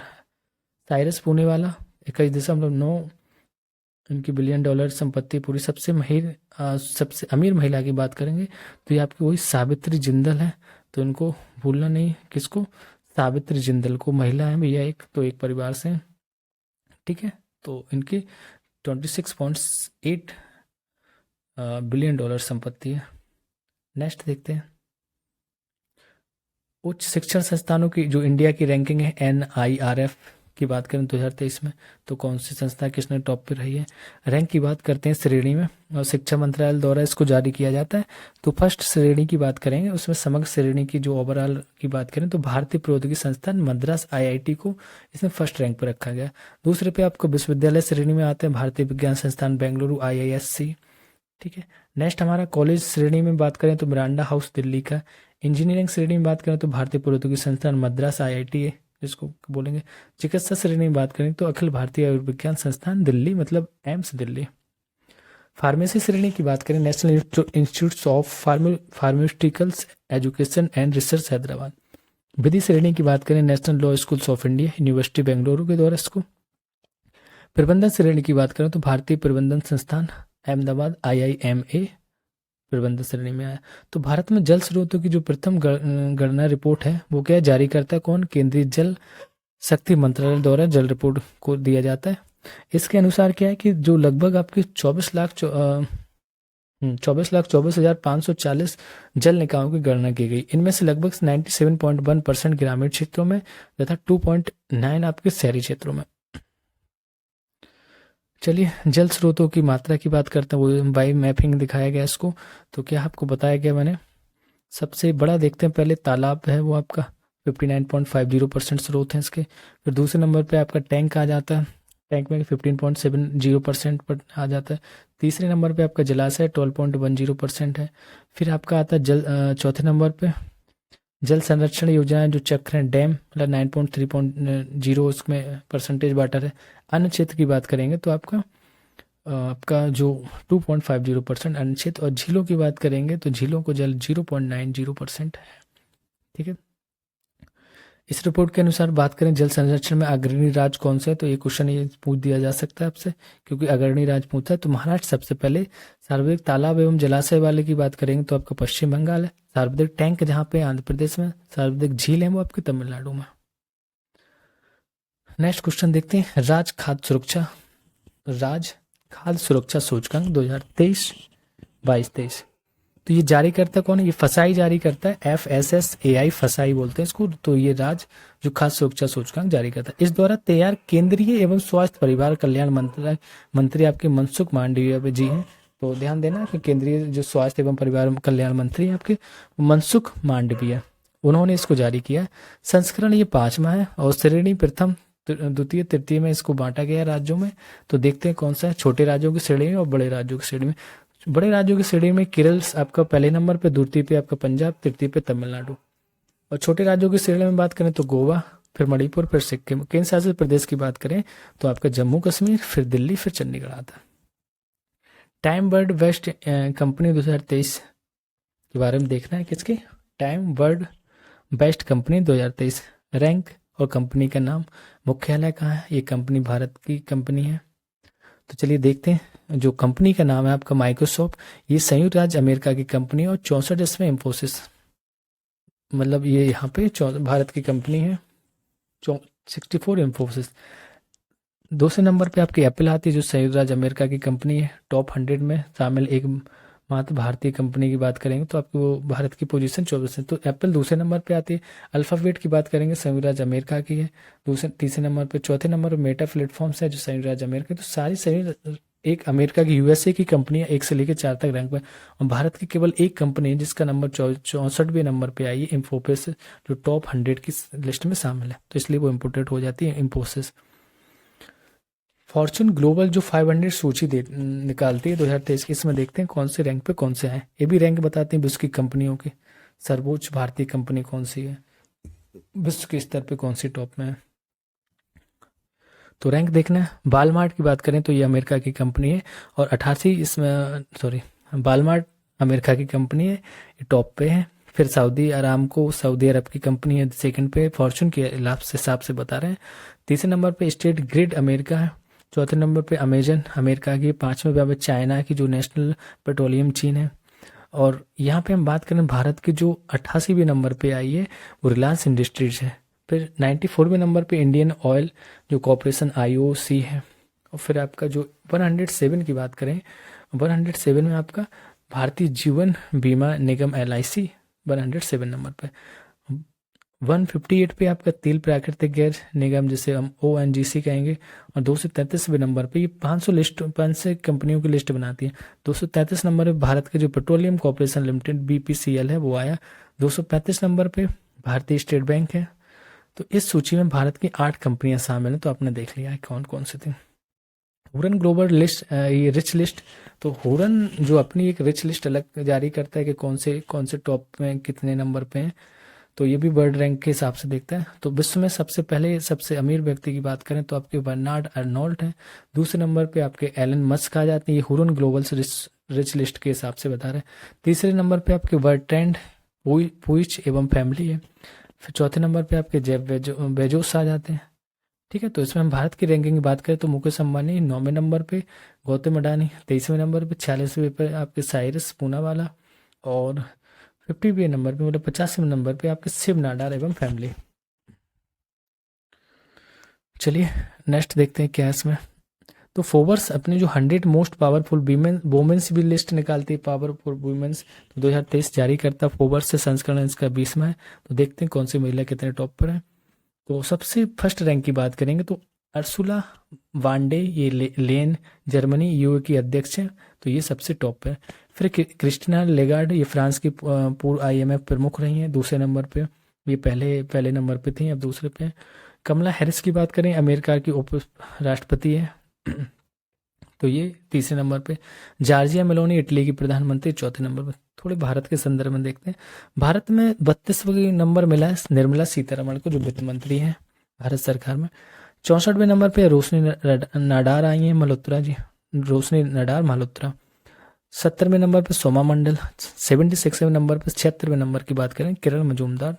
तो नोट, इस सूची में भारत की 4 महिलाओं को 100वें जगह मिली है। तो आपकी वो 4 महिलाएं हम लोग देख रहे हैं, किरण मजूमदार, सोमा मंडल, रोशनी नडार और निर्मला सीतारमण।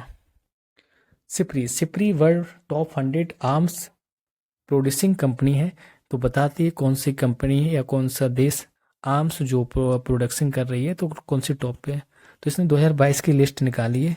कंपनी की बात करें आपकी लॉकहीड मार्टिन कॉर्पोरेशन कंपनी है अमेरिका की, तो ये टॉप नंबर 1 पे। रेथियोन टेक्नोलॉजी आपकी अमेरिका की दूसरे नंबर पे। नॉर्थरोप ग्रूममैन कॉर्पोरेशन, ये भी अमेरिका की। तो हमने देखा यहाँ पे मोस्टली 3 पावर में जो फर्स्ट सेकंड थर्ड की रैंक पे तीनों अमेरिका की कंपनी। तो हथियार सबसे ज़्यादा प्रोड्यूसिंग यही कर रहा है। 41 पे नंबर पे हिंदुस्तान एरोनॉटिक्स लिमिटेड, मतलब हमारी भारत की कंपनी HAL हाल है जो हिंदुस्तान एरोनॉटिक्स लिमिटेड, तो ये 41 नंबर पे। 63वें नंबर पे हमारी भारत की इलेक्ट्रॉनिक्स लिमिटेड कंपनी वेल है, वो आई है। 89वें नंबर पे मझगांव डॉक शिपयार्ड है, किसने नंबर पे 89 में। तो इस सूची में सर्वाधिक कंपनियां 42 अमेरिका की हैं तथा भारत की 3 कंपनियां, तीनों देख लें कौन सी। चलिए 23 नंबर की बात करते हैं, मिलिट्री स्टेट्स रैंकिंग। तो मिलिट्री स्टेट रैंकिंग की बात करें, जारी करता ग्लोबल फायर पावर है। कौन है? Global fire power. और इसमें रैंक देखते हैं तो फर्स्ट रैंक पे आपके यूनाइटेड स्टेट्स है, जिसकी जो रैंकिंग है आपकी 0.0712 है। ये पॉइंट याद नहीं करना ना, कभी पूछे जाएंगे। फर्स्ट पे आपका यूनाइटेड स्टेट, दूसरे पे रूस, चीन पे, तीसरे भारत, चौथे नंबर पे। भारत की पोजीशन पे ध्यान देना कि चौथे नंबर पे। 5वें नंबर पे यूनाइटेड किंगडम आ जाता है आपका। चलिए नेक्स्ट देखते हैं, पेज नंबर कौन सा 44 हो गया, 45 देखते हैं। फोर्वर्ड विश्व की उच्च भुगतान वाली जो महिला एथलीट हैं 2022 में, वो बतानी फोर्ब्स के हिसाब से। तो विश्व की उच्च जो भुगतान पाने वाली महिला एथलीट है 2022, वो देखना। जारी करता है ये फोर्ब्स है, तो अमेरिकी बिजनेस पत्रिका है, ये बताती है सबसे ज़्यादा भुगतान किसने किया। तो इसमें बात कर रहे हैं कि जो नाओमी ओसाका है, इन्होंने लगभग 51.1 मिलियन डॉलर को कुल संपत्ति इन्होंने अपनी क्या किया इन्होंने, ये भुगतान किया है इसमें। कहीं भी दान कर दें या कुछ भी करें। सेरेना विलियम्स दूसरे नंबर पर 41%। फिर आपकी एलिन गू आती हैं, फिर आपकी एम्पा राडुगानू और फिर ईगा सेवाटेक। जो इंपॉर्टेंट है उसको बताएंगे, डेटा कोई मतलब नहीं। पब्लिक जो अफेयर्स इंडेक्स है 2022 का, उसके हिसाब से देखना है। तो बेंगलुरु स्थित पब्लिक अफेयर्स सेंटर PAC इसको द्वारा पब्लिक अफेयर्स इंडेक्स PAI 2022 को जारी किया गया। ओवरऑल परफॉर्मेंस में राज्य की स्थिति देखें, बड़े राज्यों में हरियाणा का स्कोर बेस्ट रहा है 0.6948। आपके छोटे राज्यों में सिक्किम रहा। QS एशिया यूनिवर्सिटी रैंकिंग्स की बात करें, जो एशिया की जो यूनिवर्सिटी है उसके हिसाब से, तो 2024 में किया गया। इसे जारी करता ब्रिटेन कंपनी QS है, ठीक है, जिसका फुल फॉर्म आपका क्यूरियली सैमोंड्स। चीन का जो पेकिंग विश्वविद्यालय एशिया का सर्वश्रेष्ठ विश्वविद्यालय रहा। कौन सा? पेकिंग। रैंकिंग में शामिल शीर्ष भारतीय कुछ विश्वविद्यालय थे, जैसे 40वें नंबर पे आपका एशिया में बात कर रहे हैं, भारत में नहीं एशिया में, तो ये IIT बॉम्बे रहा है 40वें नंबर पे। 46वें नंबर पे IIT दिल्ली हो गया। 53वें नंबर पे आपका IIT मद्रास और 58 में IISc बेंगलुरु हो गया। ये विश्वविद्यालय की रैंकिंग थी। टाइम्स जो वैश्विक विश्वविद्यालय रैंकिंग 2024 जारी करता है, टाइम्स हायर एजुकेशन, उसके हिसाब से इसको देखना क्या है। तो विश्वविद्यालय को फिर से, तो फर्स्ट पे नंबर पे हमारा ऑक्सफोर्ड, हमारा नहीं UK का ऑक्सफोर्ड विश्वविद्यालय जो UK का। आपका स्टैनफोर्ड विश्वविद्यालय दूसरे नंबर पे USA का है। और मैसाचुसेट्स इंस्टीट्यूट ऑफ टेक्नोलॉजी तीसरे नंबर पे USA की है। हार्वर्ड विश्वविद्यालय वो आपका USA का चौथे नंबर पे। कैम्ब्रिज विश्वविद्यालय 5वें नंबर पे है, UK का। तो शीर्ष 300 विश्वविद्यालय की सूची में एकमात्र भारतीय संस्थान है, वो आपका भारतीय विज्ञान संस्थान बेंगलुरु है ना। तो ये एक इज्जत बचाए रखा भारत की 300 में, ठीक है, सिलिकॉन वैली जिसे कहते हैं बेंगलुरु।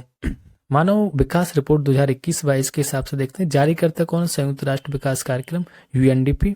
और रिपोर्ट का शीर्षक था अनसर्टेन टाइम्स अनस्टैटिस्ड लीप्स शेपिंग्स अवर फ्यूचर्स इन अ ट्रांसफॉर्मिंग वर्ल्ड। चलिए देखते हैं क्या है इसमें। एसडीआई के आकलन हेतु 3 संकेतक दिए रहते हैं, तो कौन से होते हैं? ये क्वेश्चन इकोनॉमिक्स में आपसे पूछा जाता है कि एसडीआई के अकॉर्डिंग कौन होता है। तो जीवन प्रत्याशा सूचकांक, जिसको हम लाइफ एक्सपेंडिचर LEI बोल देंगे, वो आपका जीवन मतलब लाइफ हो गया, प्रत्याशा मतलब एलिजिबिलिटी, और सूचकांक मतलब इंडेक्स, ठीक है। तो LEI हो गया। शिक्षा सूचकांक जिसे हम एलिजिबिलिटी इंडेक्स कहेंगे, एजुकेशन इंडेक्स आपका EI हो गया। तो इसको में स्कूल अवधि के औसत वर्ष दिए रहते हैं, स्कूल अवधि के अनुमानित वर्ष भी रहते हैं। आय सूचकांक को हम इनकम इंडेक्स की बात करें तो मानव विकास सूचकांक 2021-20 में जो 21-22 में शीर्ष देशों में भारत की रैंकिंग भी देखनी है। चलिए स्विट्जरलैंड है वो एसडीआई में इसका जो स्कोर रहा है 0.962 फर्स्ट नंबर पे रहा, ये स्कोर इसके जरूरी रहते हैं। दूसरे नंबर पे आपका नॉर्वे आता है 0.961, तीसरे पे आइसलैंड है आपका 0.959, हांगकांग की बात करें तो थर्ड में तीसरे नंबर पे 0.952, ऑस्ट्रेलिया की बात करें पाँचवें नंबर, हांगकांग चौथे नंबर पे था। फिर से एक बार देखते हैं, Switzerland 0.962, Norway 0.961, Iceland 0.959, Hong Kong 0.952। Australia की बात करें पाँचवें नंबर पे आपका 0.951। ओके, तो भारत की यहाँ पे जो रैंकिंग रही है, हमें देखनी थी भारत की रैंकिंग, वो है आपकी 132, 132वीं रैंक पे, वो भी इतने गंदे से नंबर आए हैं उसके, जो एसटीआई स्कोर है 0.633। मतलब देखिए क्या कंडीशन है, तो सुधारना चाहिए नेता लोगों को, है ना। मतलब 3 देखिए पॉइंट भी तो क्या था, जीवन प्रत्याशा का सूचकांक और शिक्षा सूचकांक, तो ये दोनों बेकार चल रही है। आय सूचकांक 3 है ना, आय सूचकांक है, शिक्षा सूचकांक है, जीवन प्रत्याशा। अब यही तो यहाँ पे पूरा डग्गा डोल है ना, इन्हीं चीज़ों पर ध्यान देना चाहिए। तो इसमें निम्नतम वाले भी देखे जाते हैं, सबसे जो लिस्ट में हो रहे हैं एसडीआई रैंक में, तो वो आपके दक्षिणी सूडान था, इसका 0.385 स्कोर था। फिर उसके बाद चार्ट था 90वें नंबर पे, मतलब सबसे कौन सा होगा, दक्षिणी सूडान सबसे बेकार। फिर आपका चार्ट उससे थोड़ा ऊपर था 0.394। फिर 89 के नंबर पे आपका 189 पे नाइजर आया था, जिसका रैंकिंग थी 0.400। चलिए नेक्स्ट देखते हैं, NFSA राज्य रैंकिंग संस्करण इसका प्रथम है। केंद्रीय खाद्य एवं उपभोक्ता मामलों के मंत्री जो पीयूष गोयल हैं, वो उन्होंने जारी किया इसको। इसमें क्या देखना है, समग्र श्रेणी में राज्यों एवं राज्य संघ राज्य क्षेत्रों का प्रदर्शन है। प्रथम रैंक की बात करें तो उड़ीसा का, जिसका स्कोर 0.836 है। द्वितीय पे आपका उत्तर प्रदेश है, तो ये हमारे लिए इंपॉर्टेंट है। खाद्यान्न सूचकांक में जो बात करेंगे तो उत्तर प्रदेश दूसरे रैंक पे, जिसका स्कोर है 0.797। तृतीय पे आपका आंध्र प्रदेश आ जाता है, जिसका स्कोर 0.794 है। QS जो वर्ल्ड यूनिवर्सिटी रैंकिंग 2024 जारी करता ब्रिटिश कंपनी QS है, और आई थिंक ये हो गया क्या, नहीं वो अलग था। तो इसमें विश्व भर में लगभग 1500 संस्थानों को शामिल किया गया, और संयुक्त राज्य अमेरिका स्थित जो Massachusetts institute of technology MIT है, वो सबसे विश्वविद्यालय घोषित किया गया। एक पॉइंट डाल दिया उन्होंने। तो उसमें कुछ इंस्टीट्यूट दी गई हैं, जैसे Massachusetts institute of technology MIT संयुक्त राज्य अमेरिका की है पहले नंबर पे। फिर आपका university of Cambridge United kingdom UK की दूसरे नंबर पे, university of Oxford United kingdom UK की तीसरे नंबर पे। थोड़ा सा भारत की बात कर लें, IIT दिल्ली जो आई है भारत की, वो 197 नंबर मिला इसको। भारतीय विज्ञान संस्थान बेंगलुरु 225वें नंबर पे, IIT खड़गपुर 278वें नंबर, IIT मद्रास 285 नंबर। ऐसे इनके सूचकांक रहे भैया।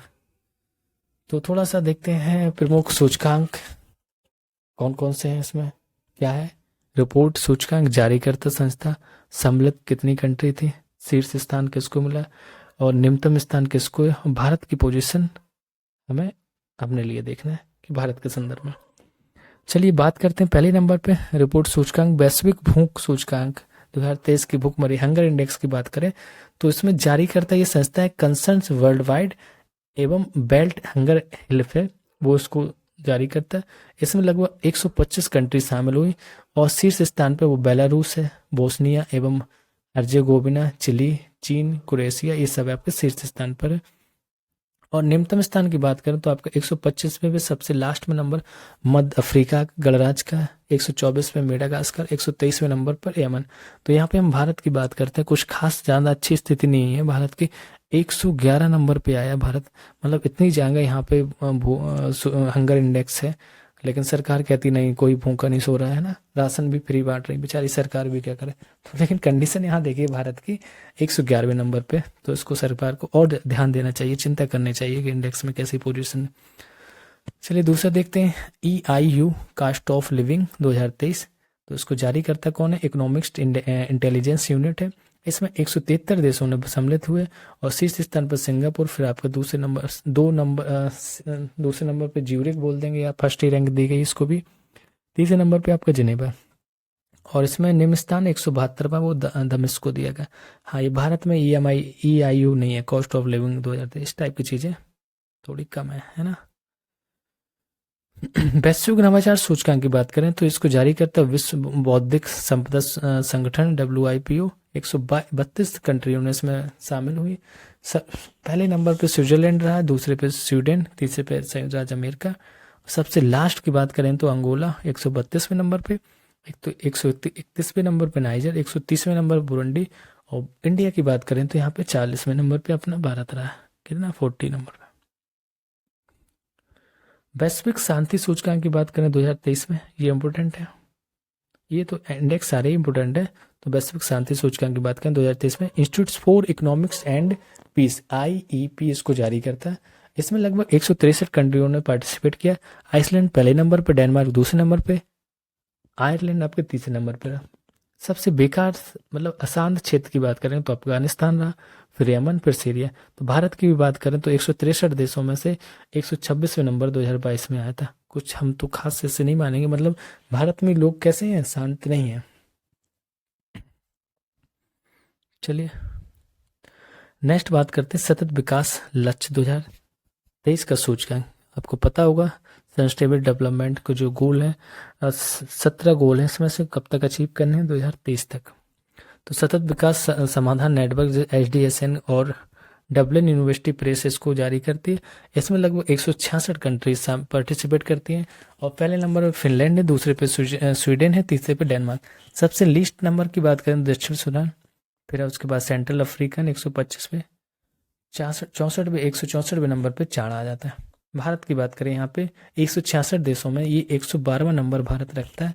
2022 में इसने 121 पर नंबर लिया, तो 2023 में 112। चलिए थोड़ी कंडीशन सुधार के है। चलिए नेक्स्ट देखते हैं, वैश्विक लैंगिक अंतराल सूचकांक।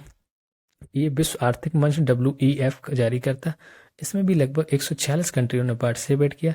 आइसलैंड यहाँ भी टॉप पे, नॉर्वे दूसरे नंबर पे, फिनलैंड तीसरे नंबर पे, अफगानिस्तान आपका सबसे लास्ट में 146वें नंबर पे, चाड आपका 145 और आपका 144 पे आपका अल्जीरिया। भारत की यहाँ बात करेंगे 146 कंट्रियों में इसको 127वें नंबर पर रहा है और 2023 में, और 2022 में बात करेंगे तो वो आपका 135वें नंबर पर आता है। विश्व प्रसन्नता सूचकांक हैप्पीनेस इंडेक्स 2023 संयुक्त राष्ट्र सतत विकास समाधान नेटवर्क ये UNSTSN जारी करता है। लगभग इसमें 123 कंट्रियों ने पार्टिसिपेट किया। फिनलैंड हमेशा हंसता रहता है, 3 साल से लगातार यही टॉप पे, फिर डेनमार्क आता है, फिर आइसलैंड आता है। अफगानिस्तान सबसे नाखुश देश है, फिर उसके बाद आपका लेबनान है, फिर सियरा लियोन। और हमारे भारत की बात करें तो 123 देशों में से भाई 126वां नंबर आ रहा है, तो ज़्यादा खुशी वाली बात नहीं है ना। 6-7 कंट्री हमसे आगे हैं, बकाया यही अफगानिस्तान जैसे मतलब जो नाखुश है, बकाया तो भारत की भी नाखुश ही है। और 2022 में 136 में और बेकार रैंक थी, तो थोड़ा सा सुधरे, 126 में आए, 10 नंबर पोजीशन पीछे किया सबको। विश्व प्रेस स्वतंत्रता सूचकांक 2023 की बात करें तो ये रिपोर्टर्स विदाउट बॉर्डर्स के द्वारा इसको जारी किया जाता है। 180 कंट्रीज में पार्टिसिपेट किए। नॉर्वे पहले नंबर पे, आयरलैंड दूसरे नंबर पे, डेनमार्क तीसरे नंबर पे, उत्तरी कोरिया सबसे बेकार नंबर पे 180वें नंबर पे, फिर चीन 179, फिर 178 पे वियतनाम। भारत की बात करें तो 161वें नंबर पे 2022 में, 150वां नंबर था, तो थोड़ा सुधार कर रही है धीरे धीरे। जो IMD विश्व प्रतिस्पर्धात्मकता सूचकांक 2023 का है, इसको international institute for management development जारी करता है। लगभग 64 कंट्रीज में पार्टिसिपेट किए। डेनमार्क यहाँ भी पहले पे, फिर आयरलैंड है, फिर स्विट्जरलैंड है।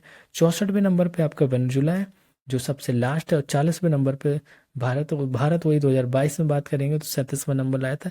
एक साल का पीछे देख के चलते हैं, क्योंकि पता नहीं भाई एग्जामिनर है, पता नहीं कैसे क्वेश्चन डाल दे, कंपेयर करा के बता दे कि कितने अंक की सुधार हुआ।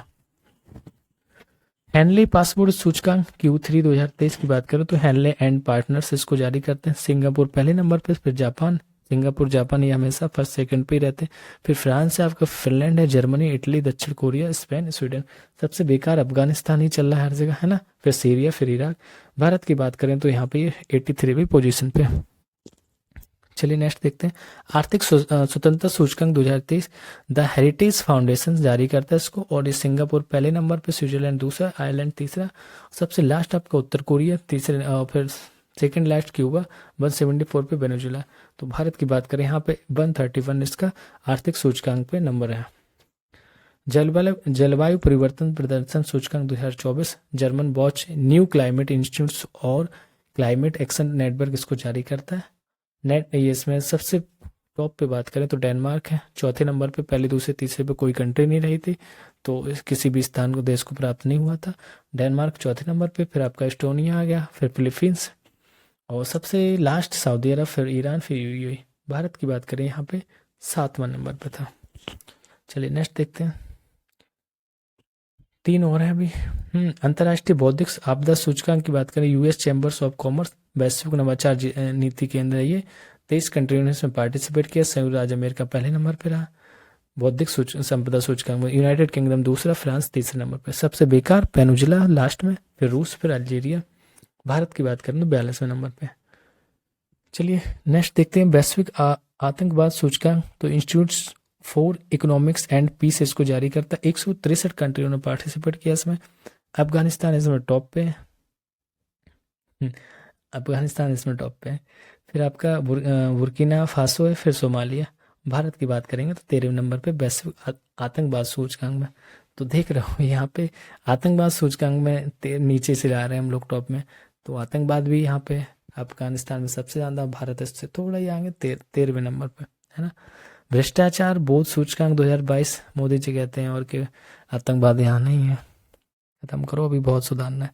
भ्रष्टाचार बोध सूचकांक 2022 तो ये ट्रांसपेरेंसी इंटरनेशनल इसको जारी करता है। डेनमार्क पहले नंबर पे, फिनलैंड, फिर आपका न्यूजीलैंड, सबसे लास्ट सोमालिया, सीरिया, दक्षिण सूडान। भारत की बात करें तो यहाँ पे भ्रष्टाचारी के नंबर में 50वें नंबर पे, तो भ्रष्टाचार भी यहाँ भी काफ़ी है, उसको भी कम करना। महत्वपूर्ण योजनाओं की बात करते हैं।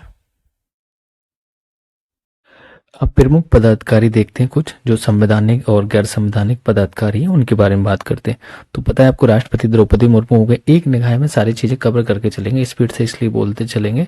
राष्ट्रपति द्रौपदी मुर्मू, उपराष्ट्रपति जगदीश धनखड़, उच्चतम न्यायालय के जो मुख्य न्यायाधीश है आपको न्यायमूर्ति DY चंद्रचूड़, ये 50वें नंबर के। भारत के लोकपाल, जो पहले लोकपाल थे पिनाकी चंद्र बोस थे, ठीक है। अटॉर्नी जनरल ऑफ इंडिया, महान्यायवादी किसको कहेंगे तो R ये वेंकट रमन जी हैं। Solicitor general of India Tushar Mehta. नियंत्रक एवं महालेखक परीक्षक जिसे क्या कहते हैं गिरीश चंद्र मुर्मू। राज्यसभा के सभापति जगदीश धनखड़ और राज्यसभा के उपसभापति हरिवंश नारायण। राज्यसभा में विपक्ष के नेता मल्लिकार्जुन खड़गे और लोकसभा अध्यक्ष ओम बिरला, मुख्य निर्वाचन आयुक्त राजीव कुमार, निर्वाचन आयुक्त अनूप चंद्र पांडे और अरुण गोयल, ये तीन होते हैं और तीनों को जो पावर रहती है बराबर रहती है। सशस्त्र सेनाओं के कुछ प्रमुख देखते हैं। CDS की बात करेंगे और जनरल अनिल चौहान, थल सेना अध्यक्ष जनरल मनोज पांडे, वायुसेना अध्यक्ष एयर चीफ मार्शल विवेक चौधरी, नौसेना अध्यक्ष आपके एडमिरल R हरि कुमार हो जाएंगे। प्रमुख आयोगों के अध्यक्ष, जैसे कुछ आयोग हैं उनके अध्यक्ष, तो आयोग अध्यक्ष नीति आयोग प्रधानमंत्री होते हैं इसके अध्यक्ष, और उपाध्यक्ष की बात करेंगे तो डॉक्टर सुमन के बेरी है। मुख्य कार्यकारी अधिकारी जिसको हम CEO बोलेंगे तो BBR सुब्रमण्यम। राष्ट्रीय मानवाधिकार आयोग न्यायमूर्ति अरुण कुमार, और राष्ट्रीय सांख्यिकी आयोग की बात करेंगे तो आपके यहाँ पे राजीव कुमार करिंदर हो जाएंगे। केंद्रीय जल आयोग खुशविंदर बोहरा। राष्ट्रीय अनुसूचित जनजाति, ये आपका इम्पोर्टेंट है, राष्ट्रीय अनुसूचित जाति आयोग विजय सांपला के अंडर में, और राष्ट्रीय अनुसूचित जनजाति ये भी इम्पोर्टेंट है, हर्ष चौहान है। और राष्ट्रीय पिछड़ा वर्ग आयोग, ये आयोग से हमेशा ये हंसराज गंगाराम अहीर। राष्ट्रीय अल्पसंख्यक की बात करेंगे तो सरदार इकबाल सिंह, ये आपके हैं सरदार इकबाल सिंह। लालपुरा। ठीक है, नेक्स्ट देखते हैं। 15वें वित्त आयोग एन के सिंह है और 14वें आपके वाई वी रेड्डी थे और 22वें विधि आयोग की बात करें तो न्यायमूर्ति ऋतुराज अवस्थी। 81वें विधि आयोग आपके न्यायमूर्ति बी एस चौहान। राष्ट्रीय महिला आयोग की शर्मा कौन है, तो आपकी ये रेखा शर्मा, ये ध्यान देना, राष्ट्रीय महिला आयोग पूछ सकता है। राष्ट्रीय बाल अधिकार संरक्षण प्रियंक कानूनगो, संरक्षण जो आयोग के हैं वो प्रियंक कानूनगो। भारतीय प्रतिस्पर्धा आयोग रवनीत कौर और संघ लोक सेवा आयोग के अध्यक्ष कौन है आपके, डॉक्टर मनोज सोनी। विश्वविद्यालय अनुदान यूजीसी की जिसकी बात करें प्रोफेसर एम जगदीश कुमार। ठीक है, नेक्स्ट केंद्रीय सतर्कता आयोग की बात करेंगे तो प्रवीण कुमार श्रीवास्तव है। मुख्य सूचना आयुक्त की बात करें हीरालाल सामरिया। प्रमुख मंत्रालय और सचिव सलाहकार दिए गए उनके बारे में। कैबिनेट सचिव कौन है, राजू गौबा है। गृह सचिव अजय कुमार भल्ला। विदेश सचिव आपके विनय मोहन क्वात्रा। राष्ट्रीय सुरक्षा सलाहकार की बात करेंगे तो अजीत डोभाल है। कौन है, अजीत डोभाल। भारत के जो भारत सरकार के प्रधान जो वैज्ञानिक सलाहकार है वो अजय कुमार सूद है। भारतीय अंतरिक्ष अनुसंधान संगठन इसरो के जो अध्यक्ष हैं आपके एस सोमनाथ है, वो 10वें नंबर के अध्यक्ष। जो आपके रक्षा अनुसंधान एवं विकास संगठन मतलब डीआरडी की अध्यक्ष की बात करेंगे तो समीर बी कामत है। नेक्स्ट देखते हैं कि जो जांच एजेंसियां एवं अर्धसैन्य बलों के प्रमुख, तो हमें अर्धसैनिक बलों के प्रमुख देखना और जांच एजेंसियां देखना। अर्धसैन्य जो एजेंसी जैसे केंद्रीय अन्वेषण ब्यूरो जिसे हम सीबीआई कहते हैं, तो इसके निदेशक प्रवीण सूद है। रिसर्च एंड एनालिसिस विंग मतलब रॉ जो है, तो रॉ के जो आपके निदेशक हैं रवि सिन्हा है। इंटेलिजेंस ब्यूरो आईबी की बात करेंगे तो तपन कुमार डेका है। अर्धसैन्य बल एजेंसियां उनके बारे में देखते हैं जिनके महानिदेशक होते हैं। देखो ऊपर वाले में निदेशक होते थे, इसमें महानिदेशक होते हैं। किसमें, जो अन्य जो अर्धसैन्य बल है। जैसे राष्ट्रीय सुरक्षा गार्ड एनएसजी की बात करेंगे तो इसमें आपके एमए गणपति हो जाएंगे। केंद्रीय रिजर्व पुलिस बल मतलब सीआरपीएफ की बात करेंगे तो अनीश दयाल सिंह हो जाएंगे। सशस्त्र सीमा बल एसएसबी की बात करेंगे तो रश्मि शुक्ला है। सीमा सुरक्षा महिला है, थोड़ा सा इनको फोकस करना, इस टाइप क्वेश्चन पूछ दिए जाते। तो एसएसबी की जो महानिदेशक हैं रश्मि शुक्ला। सीमा सुरक्षा बल बीएसएफ की बात करें तो नितिन अग्रवाल। भारत तिब्बत सीमा पुलिस आपके आईटीबीपी के राहुल रसगोत्रा है। केंद्रीय औद्योगिक सुरक्षा बल सीआईएसएफ की बात करें तो नीना सिंह, महिला, ये डीजी है, तो इनको भी ध्यान करना। रेलवे सुरक्षा बल जो आरपीएफ की बात करेंगे तो मनोज यादव है। ठीक है, नेक्स्ट देखते हैं। रेलवे सुरक्षा बल हो गया। हाँ, राष्ट्रीय आपदा मोर्च बल एनडीआरएफ की बात करेंगे अतुल करवाल है। राष्ट्रीय जांच agency NIA Dinkar Gupta, NIA की दिनकर गुप्ता है। और एक ऊपर आपका था एनएसजी, उसके आपके एमए गणपति है, कंफ्यूज नहीं होना। जो भारतीय बोर्ड समिति और प्राधिकरणों के जो प्राधिकरणों के अध्यक्ष के बारे में देखना है, तो बोर्ड है जैसे आपका भारतीय फिल्म एवं टेलीविजन संस्थान जिसे एफटीआईआई कहते हैं, तो इसके शेखर कपूर है। केंद्रीय फिल्म प्रमाणन बोर्ड सीबीएफसी आपका प्रसून जोशी इसके अध्यक्ष हैं। केंद्रीय प्रत्यक्ष कर बोर्ड सीबीडीटी आपके नितिन गुप्ता इसके अध्यक्ष। केंद्रीय अप्रत्यक्ष कर एवं सीमा शुल्क की बात करें तो ये आपके संजय कुमार अग्रवाल आ जाते हैं। जो बोर्ड है आपका उसके सीबीआईसी, तो संजय कुमार अग्रवाल। रेलवे बोर्ड के अध्यक्ष एवं मुख्य कार्यकारी अधिकारी जया वर्मा सिंह है। और भारतीय प्रतिभूति एवं विनियामक बोर्ड जिसे हम सेबी कहते हैं तो माधुरी पुरी बुच, ये इसके अध्यक्ष है। भारतीय विमानन पतन प्राधिकरण एएआई की बात करते तो संजीव कुमार जी इसमें। संतोष कुमार किसके, ये नाहाई के हैं जो भारतीय राष्ट्रीय राजमार्ग प्राधिकरण है उसके संतोष कुमार यादव है। पीडी वघेला किसके अध्यक्ष है, तो पीडी वघेला आपके भारतीय दूरसंचार विनियामक प्राधिकरण। देवाशीष पांडा भारतीय बीमा विनियामक और विकास प्राधिकरण मतलब एयरडाई के हैं। दीपक मोहंती पेंशन निधि विनियामक एवं विकास प्राधिकरण पीएफआरडीए। मृत्युंजय कुमार नारायण की बात करें तो भारत के महापंजीयक एवं जनगणना आयुक्त। भारतीय महारत्न कंपनियां 13 हैं कुल, तो उनके निदेशक जरूरी, क्योंकि एक क्वेश्चन हमेशा यहाँ से पूछ दिया जाता है और आपसे कंपनियों के बारे में पूछ दिया था, ऑप्शन दिया जाता है इकोनॉमिक्स के क्वेश्चन बना के कौन सी महारत्न कंपनी नहीं है, तो ध्यान देना 13 है, तो उनको एक बार नाम से भी देख लेंगे कौन कौन सी। एनटीपीसी की बात करें तो इसके निदेशक आपके निदेशक बोले या प्रबंधक या अध्यक्ष कुछ भी हम लोग गुरदीप सिंह है। ठीक है, एनटीपीसी के। भारत हैवी इलेक्ट्रॉनिक्स लिमिटेड जिसे हम वेल कहते हैं कोपी सदाशिव मूर्ति जी इसके अध्यक्ष हैं। Steel authority of India Amarendra Kumar है इसके, Amarendra Prakash SAIL. Gas authority of India जिसे गैल कहते हैं संदीप गुप्ता इसके अध्यक्ष हैं।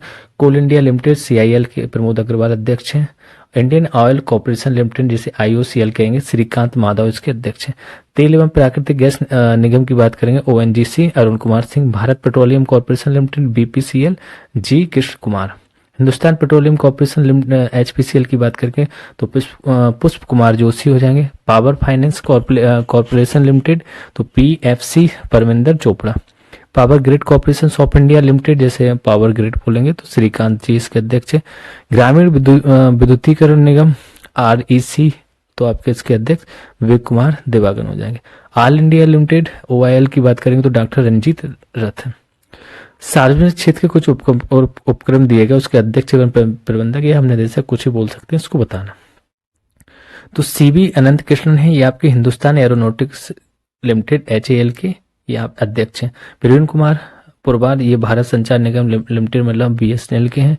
और भानुप्रकाश श्रीवास्तव भारत इलेक्ट्रॉनिक लिमिटेड मतलब भेल, ये भेल है केवल है। सिद्धार्थ बेल बोल सकते हैं BL Bharat electronic limited. Siddharth Mohanty कौन भारतीय जीवन बीमा निगम LIC के अध्यक्ष है। चलिए नेक्स्ट देखते हैं। भारत वन स्थिति रिपोर्ट बहुत मोस्ट इंपोर्टेंट है, इससे क्वेश्चन आपका 100% एक क्वेश्चन तो आना ही 100%, कोई भी आप एग्जाम देने जाएंगे हर एक एग्जाम में। तो देखते हैं ये अपने 2 साल में रिपोर्ट प्रस्तुत करता है और इसकी ये संस्करण है वो 70 पाए जारी करता जो भारतीय वन सर्वेक्षण वो करता है। तो हम 2021 की रिपोर्ट देख रहे हैं, 23 की आएगी वो, लेकिन आपके पेपर में नहीं होगी क्योंकि जब तक आएगी वो 21 के बेस से क्वेश्चन पूछे। देश में पर्यावरण एवं वृक्षारोपण की बात करी गई है तो पूरे पर्यावरण की बात करें तो आपकी 7,13,789 क्षेत्रफल वर्ग किलोमीटर में। भौगोलिक क्षेत्र की बात करेंगे तो 21.71% ये आपका पर्यावरण है। वृक्षावरण की बात करें तो आपको 95,748 वर्ग क्षेत्रफल वर्ग किलोमीटर जो 2.91% भौगोलिक क्षेत्र का ग्रहण करता है। अब दोनों को मिला देंगे तो सिंपल सा ऐड कर देंगे 8,09,537 ये हो गया और ये 21.2 कितना हो जाएगा 23 और ये पॉइंट में ऐड करके 24.62% ये आपका भौगोलिक क्षेत्र को कवर करता है। ठीक है चलिए वनावरण में सर्वाधिक वृद्धि करने वाला इस टाइम पे देखो, अब ये वनावरण में गलत हो जाएगा क्योंकि पुराना डेटा अगर जो कोई रटे रखा होगा वो गलत कराएगा। तो यहाँ पे क्या वनावरण की बात कर रहे हैं। वनावरण में आपका आंध्र प्रदेश सबसे ज्यादा पहले इसने ग्रोथ की, फिर तेलंगाना आता, फिर उड़ीसा आता, फिर कर्नाटक, फिर झारखंड, इस टाइप से इनका प्रोग्रेस रहता है। तो आंध्र प्रदेश, तेलंगाना, उड़ीसा, कर्नाटक, झारखंड। वनावरण में न्यूनतम वृद्धि वाला ये सर्वाधिक वाला था, न्यूनतम में अरुणाचल प्रदेश ने न्यूनतम वृद्धि की। वैसे भी उसमें जो डायनेस्टी है वो भी बहुत कम है। सर्वाधिक वनावरण वाले राज्य जैसे सर्वाधिक देखें ओवरऑल देखेंगे तो मध्य प्रदेश और अरुणाचल प्रदेश, फिर छत्तीसगढ़, उड़ीसा, महाराष्ट्र। सर्वाधिक वनावरण प्रतिशत वाले, तो वनावरण प्रतिशत वाले की बात करेंगे या केंद्र शासित राज्य की भी पूछ रहा है या कोई आपका राज्य, तो लक्षद्वीप, मिजोरम, फिर अंडमान निकोबार द्वीप समूह, फिर अरुणाचल प्रदेश में आता है। न्यूनतम वनावरण वाला जो राज्य रहेगा वो आपका Haryana, Punjab, Goa, Sikkim, Bihar. Okay next question next देखते हैं।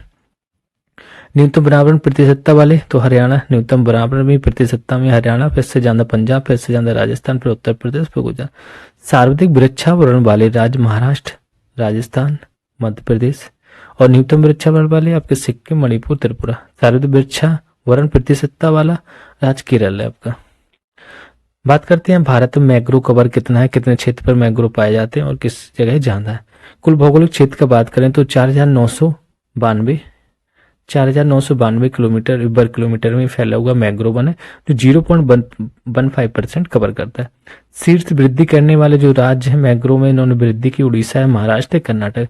और सर्वाधिक मैंग्रोव जो कवर करता है वो आपका पश्चिम बंगाल करता है, सुंदरबन का डेल्टा जिसे कहते हैं। उसके बाद गुजरात आएगा, कच्छ का रन है वो, फिर अंडमान निकोबार आ जाएगा, फिर आपका आंध्र प्रदेश, फिर महाराष्ट्र आ जाएगा। तो इस टाइप से इसमें मैंग्रोव बन के ये एक से एक इस टाइप से दिए गए। सबसे ज्यादा आपका पश्चिम बंगाल का है। ISFR जो आपका 2021 का उत्तर प्रदेश का, इसके बारे में हमें देखना है। तो इसकी श्रेणी दी गई कि वर्ग किलोमीटर में भौगोलिक क्षेत्र का प्रतिशत। तो वनावरण की बात करेंगे तो 14,818 वर्ग किलोमीटर क्षेत्र में वनावरण है आपका जो पूरा भौगोलिक क्षेत्र का 6.15% कवर करता है। वृक्षावरण की बात करेंगे तो 7,421 है जो 3,408 भौगोलिक क्षेत्रफल को कवर करता है। दोनों मिला के अभी जस्ट देखेंगे, सेम उसी पैटर्न में 22,239 क्षेत्र जो वर्ग किलोमीटर हो जाएगा और 9.23 आपका भौगोलिक क्षेत्र का परसेंट हो जाएगा।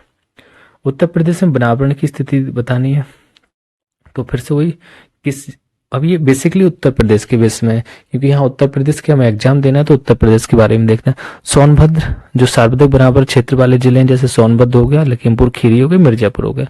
न्यूनतम वनावरण क्षेत्र वाले आपके भदोई, मऊ, मैनपुरी। देखो सोनभद्र ये जो खीरी लिखा है शॉर्ट में लिखा है, क्योंकि मैंने बताया मैंने एक बहुत ही शॉर्ट में सारी चीजें लिखाई गई, ऐसे पूरा नहीं लिखा कि सार्वधिक न्यूनतम वनावरण क्षेत्र वाला भदोई जिला एक एक लाइन लिख के है ना ढेर सारे पेज बना दो ना लेंदी। इन शॉर्ट में कि रिवीजन फास्ट से हो जाए ना। हम भी सोच रहे हैं कि एक दो ही क्लास में, बड़ी सी क्लास में इसको खत्म कर देते। तो आपका सार्वधिक सोनभद्र, खीरी और मिर्जापुर, और न्यूनतम भदोई, मऊ, मैनपुरी। सार्वधिक वनावरण ये हमने अभी सार्वधिक वनावरण क्षेत्र वाले देखा, अब सार्वधिक वनावरण प्रतिशत देखेंगे तो सोनभद्र ये सबसे प्रतिशत में, फिर चंदौली आता, फिर पीलीभीत आता। न्यूनतम प्रतिशत में भदोई, सेम चल रहा है दोनों में है ना, मैनपुरी, फिर आपका देवरिया आ जाएगा। चलिए नेक्स्ट देखते हैं, भारत के 3 नए टाइगर रिजर्व बनाए गए, उनको हमें देखना है। तो इनके 51वां जो टाइगर रिजर्व बना आपको श्रीविल्लिपुत्तूर मेघामलाई, ये तमिलनाडु का। कौन सा? एक 51वां जो श्रीविल्लिपुत्तूर मेघामलाई तमिलनाडु का। फिर 52 में रामगढ़ बिसधारी जो राजस्थान का, रानीपुर चित्रकूट का उत्तर प्रदेश का। ये हमारे लिए इंपॉर्टेंट हो गया कि उत्तर प्रदेश का चित्रकूट 53वां नंबर है, ठीक है, रानीपुर चित्रकूट। वीरांगना दुर्गावती मध्य प्रदेश के लगा हुआ, तो उसको भी देख लेंगे। भारत सरकार के घोषित लक्ष्य थे, तो उनको देखना है क्या क्या लक्ष्य है और इसने पाया भारत सरकार ने उस लक्ष्य को पूरा किया कि नहीं। तो भारत सरकार के जैसे लक्ष्य थी कालाजार उन्मूलन था, इन्होंने कहा था कि भारत सरकार द्वारा कमिटमेंट किया गया था कालाजार उन्मूलन हम 2023 तक खत्म कर दें। रेलवे में 100% विद्युतीकरण लाने का इन्होंने 2023 तक का वादा किया था। उत्तर प्रदेश उर्वरक क्षेत्र में आत्मनिर्भरता का भी लक्ष्य 2023 था। किसानों की आय का दोगुना करना 2022 था, फिर इसको बढ़ा के 24 कर दिया गया था और फिर अब बढ़ाते ही रहेंगे क्योंकि चुनाव भी है 24 में। हाँ, लॉलीपॉप तो देना। हर घर जल योजना, हर घर नल से जल 2024 तक इनकी योजना थी। सोना एयरपोर्ट विकसित करने का लक्ष्य 2025 तक था। मवेशियों में फुट और माउथ रोग खत्म करने का लक्ष्य 25 तक था। 5 ट्रिलियन की अर्थव्यवस्था का लक्ष्य 25 तक था। टीबी मुक्त का लक्ष्य 25 तक था। पेट्रोल में 20% एथेनॉल मिश्रित, ये भी 25 तक था आपका, ठीक है। कुल कार्बन उत्सर्जन में भी 1 अरब टन की कमी करना 2030 तक था। एड्स एवं मलेरिया उन्मूलन आपका 2030 था। 500 गीगावाट अक्षम ऊर्जा का प्राप्त करने का लक्ष्य 2030 था।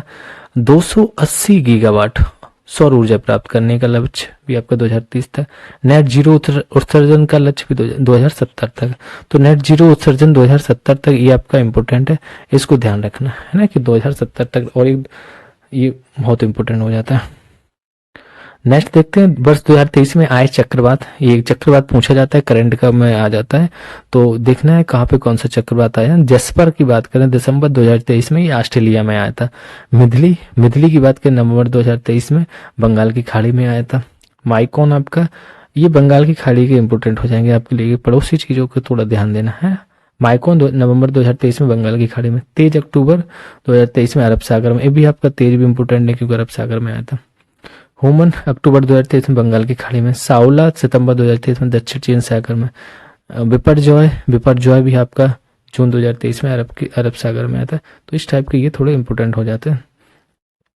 मोचा की बात करें, मोचा मई 2023 में बंगाल की खाड़ी में। इल्सा अप्रैल 2023 में पश्चिमी ऑस्ट्रेलिया में। फ्रेडी आपका आया था फरवरी 2023 में दक्षिणी हिंदी महासागर में। गैब्रियल की बात करें तो फरवरी 2023 में ये प्रशांत महासागर में आया था गैब्रियल। ये गैब्रियल को भी थोड़ा देखे रहना, प्रशांत महासागर। प्रमुख सैन्य अभ्यास हुए थे किस देश के साथ, कौन सा हुआ था, है ना, तो ये देखते हैं। सैन्य अभ्यास दिए गए, जैसे आपका विनवेक्स दिया गया 2023 में, ये 4था संस्करण था, तो ये दिसंबर 2023 को हुआ था। भारत एवं वियतनाम। मोस्टली ये ध्यान देना यहाँ पे जो भी नाम विनवेक्स जैसे लिखा है, तो कहीं ना कहीं इंडिया के साथ साथ दूसरी कंट्री के जो पहले अक्षर नाम का पहला अक्षर होगा उससे रिलेट कर देना, जैसे विनवेक्स वियतनाम भारत, ओके। तो ये सशस्त्र बल के बीच हुआ था और आयोजन स्थल आपका हनोई वियतनाम में था। अस्त्र शक्ति दिसंबर 2023 में भारत में हुआ था, ये वायुसेना का था, और जिसमें ये आपका सूर्यलंका मतलब आंध्र प्रदेश में हुआ था। इसमें आकाश मिसाइल प्रणाली ने एक साथ 4 मानव रहित लक्ष्यों को निशाना बनाया। इस प्रकार भारत 30 किलोमीटर दूरी पर एक साथ 4 लक्ष्यों को भेजने की क्षमता प्रदर्शित करने वाला पहला देश बन गया। तो ये हमारे लिए इंपॉर्टेंट है सत्र, ठीक है। और कोई कंट्री के लिए कुछ वैसे ज्यादा हो चाहे ना हो, लेकिन अपने लिए क्यों, क्योंकि ये 30 किलोमीटर की में जो 4 लक्ष्यों को भेजने की क्षमता प्रदर्शित करने वाला पहला देश कहाँ है। ट्रोपेक्स 23 नवंबर 2022 से मार्च 2023 में भारत और की तीनों सेनाओं एवं तटरक्षक जो बल के बीच हिंद महासागर में हुआ था। ये ब्रिज प्रहार 14वां संस्करण नवंबर 2023 में भारत एवं अमेरिका थल सेना का होता है, ये आप लोग जानते होंगे, ये आदि होगा। उमरोई मेघालय में किया गया था। फिर मित्र शक्ति जो 9वां था आपका, तो भारत श्रीलंका के भी नवंबर 2023 में हुआ था। औधे पुणे में हुआ था। बंगो सागर 4वां संस्करण था नवंबर 2023 में भारत एवं बांग्लादेश नौसेना में और बंगाल की खाड़ी में ये हुआ था। त्रिस्ती प्रहार की बात करें तो त्रिस्ती प्रहार आपका नवंबर 2023 में भारत और थल सेना, वायुसेना, नौसेना ये जैसलमेर राजस्थान में हुआ था। काजिन्स का जो 7वां संस्करण अक्टूबर 2023 में भारत एवं कजाकिस्तान, थल सेना एवं वायुसेना, ओटार कजाकिस्तान में हुआ था। हरिमाऊ शक्ति अक्टूबर 2023 में भारत एवं मलेशिया के भी थल सेना थे। अमरोई छावनी ये मेघालय था। संप्रीति जो 11 में था आपका संस्करण अक्टूबर 2023 में भारत एवं बांग्लादेश ये थल सेना का था। अमरोई मेघालय में भी। कैमरिन गश्ती की बात करेंगे, ये अक्टूबर में हुआ था 2023, जो 38 अंतर्राष्ट्रीय टीमों की भागीदारी में। थल सेना था। ब्रिटेन के बेल्स में आयोजित प्रतियोगिता में गोरखा राइफल्स की टुकड़ी द्वारा स्वर्ण पुरस्कार जीता गया था। भारतीय राष्ट्रीय साइबर सुरक्षा की बात करें, नई दिल्ली में हुआ था। बकाया साल तो सारे 2023 ही चलेगा। सिम्बेक्स 13 में भारत एवं सिंगापुर के बीच नौसेना का सिंगापुर में हुआ। भारत इंडोनेशिया ऑस्ट्रेलिया त्रिपक्षीय समुद्री अभ्यास, ये ध्यान देना क्योंकि भारत भी इंडोनेशिया और ऑस्ट्रेलिया ये त्रिपक्षीय अभ्यास था। सितंबर 2023 में भारत इंडोनेशिया ऑस्ट्रेलिया ये तीनों के बीच में होता है। ये नौसेना था हिंद महासागर में हुआ था। एक्सरसाइज की बात करेंगे तो भारत एवं अमेरिका के बीच में ये एक थल सेना का था और फोर्ट पेनराइट अलास्का अमेरिका में हुआ था एक्सरसाइज।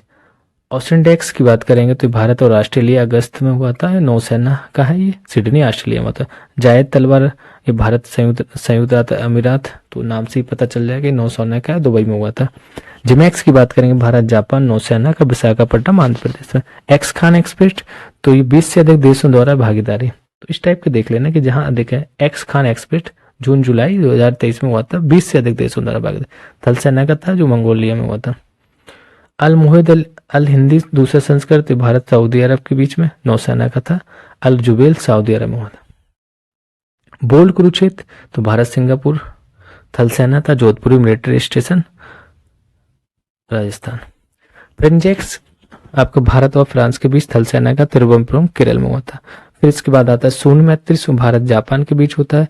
ये वायुसेना का है। कोमात्सु जापान, यह अभ्यास धर्म गार्जियन के साथ आयोजित हुआ था, ठीक है। डेजर्ट फ्लैग का 8वां जो था वो आपको भारत, ये देखो जहां पे ढेर सारी कंट्रियां देखे ना वो कर लेना। डेजर्ट फ्लैग की बात करें तो Bharat, UAE, France, Kuwait, Australia, UK, Bahrain, Morocco, Spain, Korea, America ये सब थे। वायुसेना का था ये अल धफरा एयरबेस संयुक्त अरब अमीरात में ये हुआ था। दस्तलिक भी इंपोर्टेंट आपका है ना, भारत और उज्बेकिस्तान के बीच में थल सेना का पिथौरागढ़ उत्तराखंड में ये किया गया था। नेक्स्ट देखते हैं त्रिशक्ति प्रहार, ये भारत का है। भारतीय थल सेना और वायुसेना एवं CAPF ये तिस्ता फील्ड फायरिंग रेंज में पश्चिम बंगाल में होता है। वीर गार्जियन ये भारत जापान का वायुसेना हयाकुर एयरबेस जापान में हुआ था। साइक्लोन प्रथम ये भारत एवं मिस थल सेना जैसलमेर में। एक्सपेक्स भारत और तीनों सेनाओं का काकीनाडा आंध्र प्रदेश में होता। कुछ पुरस्कार की बात करते हैं। पुरस्कार देखो आपके पूछे जाएंगे, एक क्वेश्चन हमेशा इनसे भी पूछा जाता है। ऐसे टॉपिक हैं कहीं ना कहीं हर एक टॉपिक से एक क्वेश्चन आपसे पूछा जाता है। मैंने उतने ही टॉपिक लिए उतने ही आपके क्वेश्चन आने, तो वो टॉपिक पूरे कवर करके जाना और कम ही समय में इसको पूरा करना है। साहित्य अकादमी पुरस्कार 2023 की बात करेंगे तो अंग्रेजी में ये रेक्विएम इन रागा जानकी को दिया गया। नीलम शरण गौर लेखक थी। पुस्तक का नाम था आपका रेक्विएम इन रागा जानकी। मैथिली की बात करेंगे तो मैथिली भाषा का पुरस्कार आपका बोध संकीर्तन निबंध ये बासुकीनाथ झा को दिया गया। हिंदी की बात करके मुझे पहचानों के लिए दिया गया, ये उपन्यासकार थे आपके संजीव जी।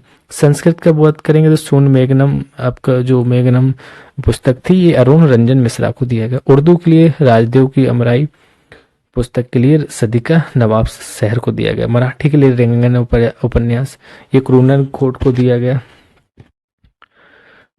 साहित्य अकादमी बाल पुरस्कार की बात करें 2023 में सूरनाथ सिंह को जिनकी पुस्तक थी कौतुक ऐप लघु कहानी थी, हिंदी के लिए दिया गया। सुधा मूर्ति को grand parents bag of stories कहानी के लिए अंग्रेजी में दिया गया, अंग्रेजी के लिए। और आपका अक्षय आनंद सन्नी को ओल कतरा झोल कतरा, ये कविता थी इनकी, मैथिली के लिए इनको दिया गया। मतीन अचालपुरी को मरणोपरांत दिया गया कि ममता की डोर लघु कहानी थी उर्दू में, उसके लिए इनको दिया गया। 69वां जो राष्ट्रीय फिल्म पुरस्कार 2023 है उसके बारे में देखते हैं। सर्वश्रेष्ठ फिल्म थी उनकी रॉकेट द नंबी इम्पैक्ट। सबसे लोकप्रिय फिल्म आपकी ट्रिपल आर रही थी। सर्वश्रेष्ठ निर्देशक निखिल महाजन गोदावरी द होली रिवर। सर्वश्रेष्ठ अभिनेता अल्लू अर्जुन पुष्पा के लिए। सर्वश्रेष्ठ अभिनेत्री आलिया भट्ट गंगूबाई और कीर्ति सेनन मिमी के लिए। सर्वश्रेष्ठ पार्श्व गायक काल भैरव ट्रिपल आर के लिए। सर्वश्रेष्ठ पार्श्व गायिका श्रेया घोषाल और इराविन निजाल शैडो ऑफ द नाइट। सबसे हिंदी फिल्म की बात करें तो आपके सरदार उधम सिंह थे। साहित्य अकादमी युवा पुरस्कार 2023 किसको दिए गए? चांदपुर की चंदा उपन्यास के लिए आपके अतुल कुमार राय, हिंदी भाषा के लिए इनको दिया गया था साहित्य अकादमी पुरस्कार। Lords of the Deccan southern India from the Chalukyas to the Cholas, ये ऐतिहासिक चीजों के बारे में बताया तो ये अनिरुद्ध कंसेंटी को दिया गया, कंसेंटी ये अंग्रेजी के लिए। जहन जहाद कहानी तौसीफ बरेलवी, इनको उर्दू के लिए ये साहित्य अकादमी पुरस्कार दिया गया। चलिए बात करते हैं 65वां रेमन मैग्सेसे पुरस्कार। 65 में जो रेमन मैग्सेसे पुरस्कार दिया गया 2023 में किन किन को दिया गया? तो डॉक्टर रवि कनन आर को दिया गया, भारत सर्जिकल ऑन्कोलॉजिस्ट असम के लिए, ये देश के लिए प्राप्त करता थे, ठीक है, देश था भारत। और प्राप्त करता है कौरबी रक्षण, ये बांग्लादेश देश से है, जो 65 में मिला इनको। यूजेनिया लेमोस को मिला, ये तिमोर लेस्ते के हैं। और मरियम कोरोनेल फेरर को मिला, ये फिलीपींस के थे। 72वीं मिस यूनिवर्स प्रतियोगिता 2023 का जो आयोजन हुआ था उसके बारे में देखते हैं। आयोजन करता था आपका सैन सल्वाडोर अल सल्वाडोर, विजेता था सैनिस पालासियोस निकारागुआ, ऐसे नाम ही है, अब क्या करना है देखते भी रहना है इसको। उपविजेता यहाँ पे एंटोनियो पोर्सिल्ड्स थाईलैंड की थी। 71वीं मिस यूनिवर्स जो आर बॉनी ग्रेवियल संयुक्त राज्य अमेरिका की बनी है। 65 में जो ग्रैमी पुरस्कार संगीत के क्षेत्र में दिया जाता है वो दिया गया किसको? रिकॉर्ड ऑफ द ईयर, ये प्राप्त करता है अबाउट डैम टाइम लीजो। पुरस्कार श्रेणी थी रिकॉर्ड ऑफ द ईयर, तो अबाउट डैम टाइम लीजो को ये प्राप्त करता है। Album of the year Harry's house Harry Style के लिए। Song of the year just like that Bonnie Raitt के लिए। बेस्ट न्यू आर्टिस्ट तो समारा जो थी। पुलित्जर पुरस्कार 2023 की बात करते प्राप्त करता उपलब्धियां किसके लिए? तो द न्यूयॉर्क टाइम्स के कर्मचारी थे इंटरनेशनल रिपोर्टिंग के लिए, इनको दिया गया है कि यूक्रेन पर रूस के आक्रमण को उनके अविचल कवरेज के लिए, कि जिन्होंने यूक्रेन रूस के युद्ध को बहुत अच्छे से कवरेज किया था तो इनको दिया गया था ये द न्यूयॉर्क टाइम्स के कर्मचारी को। एसोसिएटेड प्रेस मस्टिस्लॉव्स चेरनोव एवगेनी और आपके मालोटलेट का बासिसिल्ला स्टापेनगो और लोरी हेरेंट, ये सार्वजनिक सेवा क्षेत्र में यूक्रेन पर रूस के हमले से घिरे शहर मारिपोल में नागरिकों को हत्या की रिपोर्टिंग के लिए दिया गया। चौथे राष्ट्रीय जल पुरस्कार की बात करें, जल पुरस्कार जो 2022 में दिया गया था उसका, तो मध्य प्रदेश राज्य प्रथम रैंक पे रहा, फिर उड़ीसा द्वितीय रैंक पे, क्योंकि राज्य वार दिया जाता है, इस पे आंध्र प्रदेश एवं बिहार आपका तृतीय रैंक पे। सबसे जिला की बात करेंगे इसी में, तो प्रथम जिला आपका गंजाम रहा जो उड़ीसा का है, द्वितीय आपका नमकल तमिलनाडु का रहा, तृतीय आपके आदिलाबाद तेलंगाना का रहा। चलिए नेक्स्ट देखते हैं उत्तर प्रदेश संस्कृत संस्थान द्वारा वर्ष 2021 हेतु प्रदत्त पुरस्कार। भैया देखना है उत्तर प्रदेश का है क्योंकि ये अपने लिए बड़ा इम्पोर्टेंट है। तो संस्कृत जो संस्थान द्वारा 2021 के जो पुरस्कार दिए गए उनके बारे में। श्रेणी पुरस्कार प्राप्त करता और पुरस्कार राशि दी गई। विश्व भारती पुरस्कार की बात करेंगे तो किसको मिला था? प्रोफेसर हरिदत्त शर्मा जी, ये प्रयागराज के ही है, इनको दिया गया था, जिसमें 5 लाख रुपए आपके दिए जाते हैं, ठीक है। महर्षि वाल्मीकि पुरस्कार जो प्रोफेसर कामता प्रसाद त्रिपाठी, ये पीयूष के नाम से भी जाने जाते हैं, प्रतापगढ़ के, इनको 2,01,000 रुपए पुरस्कार राशि मिली। महर्षि व्यास पुरस्कार डॉक्टर नवलता लखनऊ की थी, इनको 2,01,000 रुपए मिला। महर्षि नारद पुरस्कार ये प्रोफेसर धर्मदत्त चतुर्वेदी वाराणसी के थे, 1,01,000 रुपए मिला था इनको। चलिए नेक्स्ट देखते हैं उत्तर प्रदेश के संदर्भ में। देखो मैंने बताया पेपर के ओरिएंटेड चीजें हैं इसमें, आपके पेपर लगे हैं, पीसीएस का है, आरओ है, आपका पुलिस वाला है, तो ये करंट अफेयर ये सबके लिए। उत्तर प्रदेश हिंदी संस्थान का बाल साहित्य सम्मान जो 2021 में हुआ था, इसके बारे में लिखा है। 16 पुरस्कार सम्मान और प्राप्त करता सोहनलाल द्विवेदी बाल कविता सम्मान, ये अजय कुमार द्विवेदी उर्फ डॉक्टर अजय प्रसून लखनऊ को इनको दिया गया। सुभद्रा कुमारी चौहान महिला बाल साहित्य सम्मान, ये बिमला रस्तोगी दिल्ली की थी, उनको दिया गया। डॉक्टर राम कुमार वर्मा बाल नाटक सम्मान, भारतेंदु मिश्र दिल्ली के थे, उनको मिला। अमृतलाल सागर बाल कथा सम्मान, ये ममता नेगरैया बदायूं की थी, उनको दिया। शिक्षार्थी बाल चित्रकला सम्मान शिवाशीष शर्मा अलीगढ़ को, उनको दिया। लल्ली प्रसाद पांडे बाल साहित्य पत्रकारिता सम्मान, ये संजय वर्मा गोरखपुर के थे, उनको मिला। नेक्स्ट देखते हैं उत्तर प्रदेश में हिंदी संस्थान के वर्ष 2021 के जो पुरस्कार दिए गए थे उनके द्वारा किस किस को दिए देखते हैं। देखो ये आने ही उत्तर प्रदेश के संदर्भ में सारी चीजें जरूरी है। पुरस्कार करता प्राप्त करता देखना पुरस्कार किसको मिला। हिंदी गौरव सम्मान की बात करें तो डॉक्टर गिरिराज शरण अग्रवाल को मिला था, ये गुरुग्राम के थे। भारत भारती सम्मान डॉक्टर रामनाथ त्रिपाठी दिल्ली के थे। महात्मा गांधी साहित्य सम्मान डॉक्टर विश्वास किशल पाटिल। और लोहिया साहित्य सम्मान आपका बुद्धिनाथ मिश्र देहरादून के थे। अटल बिहारी वाजपेयी साहित्य की बात करेंगे तो हृदय नारायण दीक्षित उत्तर प्रदेश के थे। अवंतीबाई साहित्य सम्मान ये आपका डॉक्टर ओम प्रकाश मिश्र लखनऊ के थे, उनको दिया गया। तो ये उत्तर प्रदेश के देखो मोस्टली उसके इसलिए तो बहुत ही इंपोर्टेंट है। 50वां जो अंतर्राष्ट्रीय एमी पुरस्कार 2022 दिया गया था वो देखना है। एमी पुरस्कार काफी इंपोर्टेंट है हमें देखना। सर्वश्रेष्ठ अभिनेता डॉक्टर स्कॉट, ये फिल्म इनकी थी इरविन बेल्स क्राइम, ये देश यूके के थे, ठीक है, तो इनको सर्वश्रेष्ठ अभिनेता में पुरस्कार मिला। सर्वश्रेष्ठ अभिनेत्री की बात करें तो लूडी लायज film the mad women ball के लिए दिया गया, ये फ्रांस की थी। सर्वश्रेष्ठ comedy series sex education season 3 UK की थी, वो उनको ये मिला।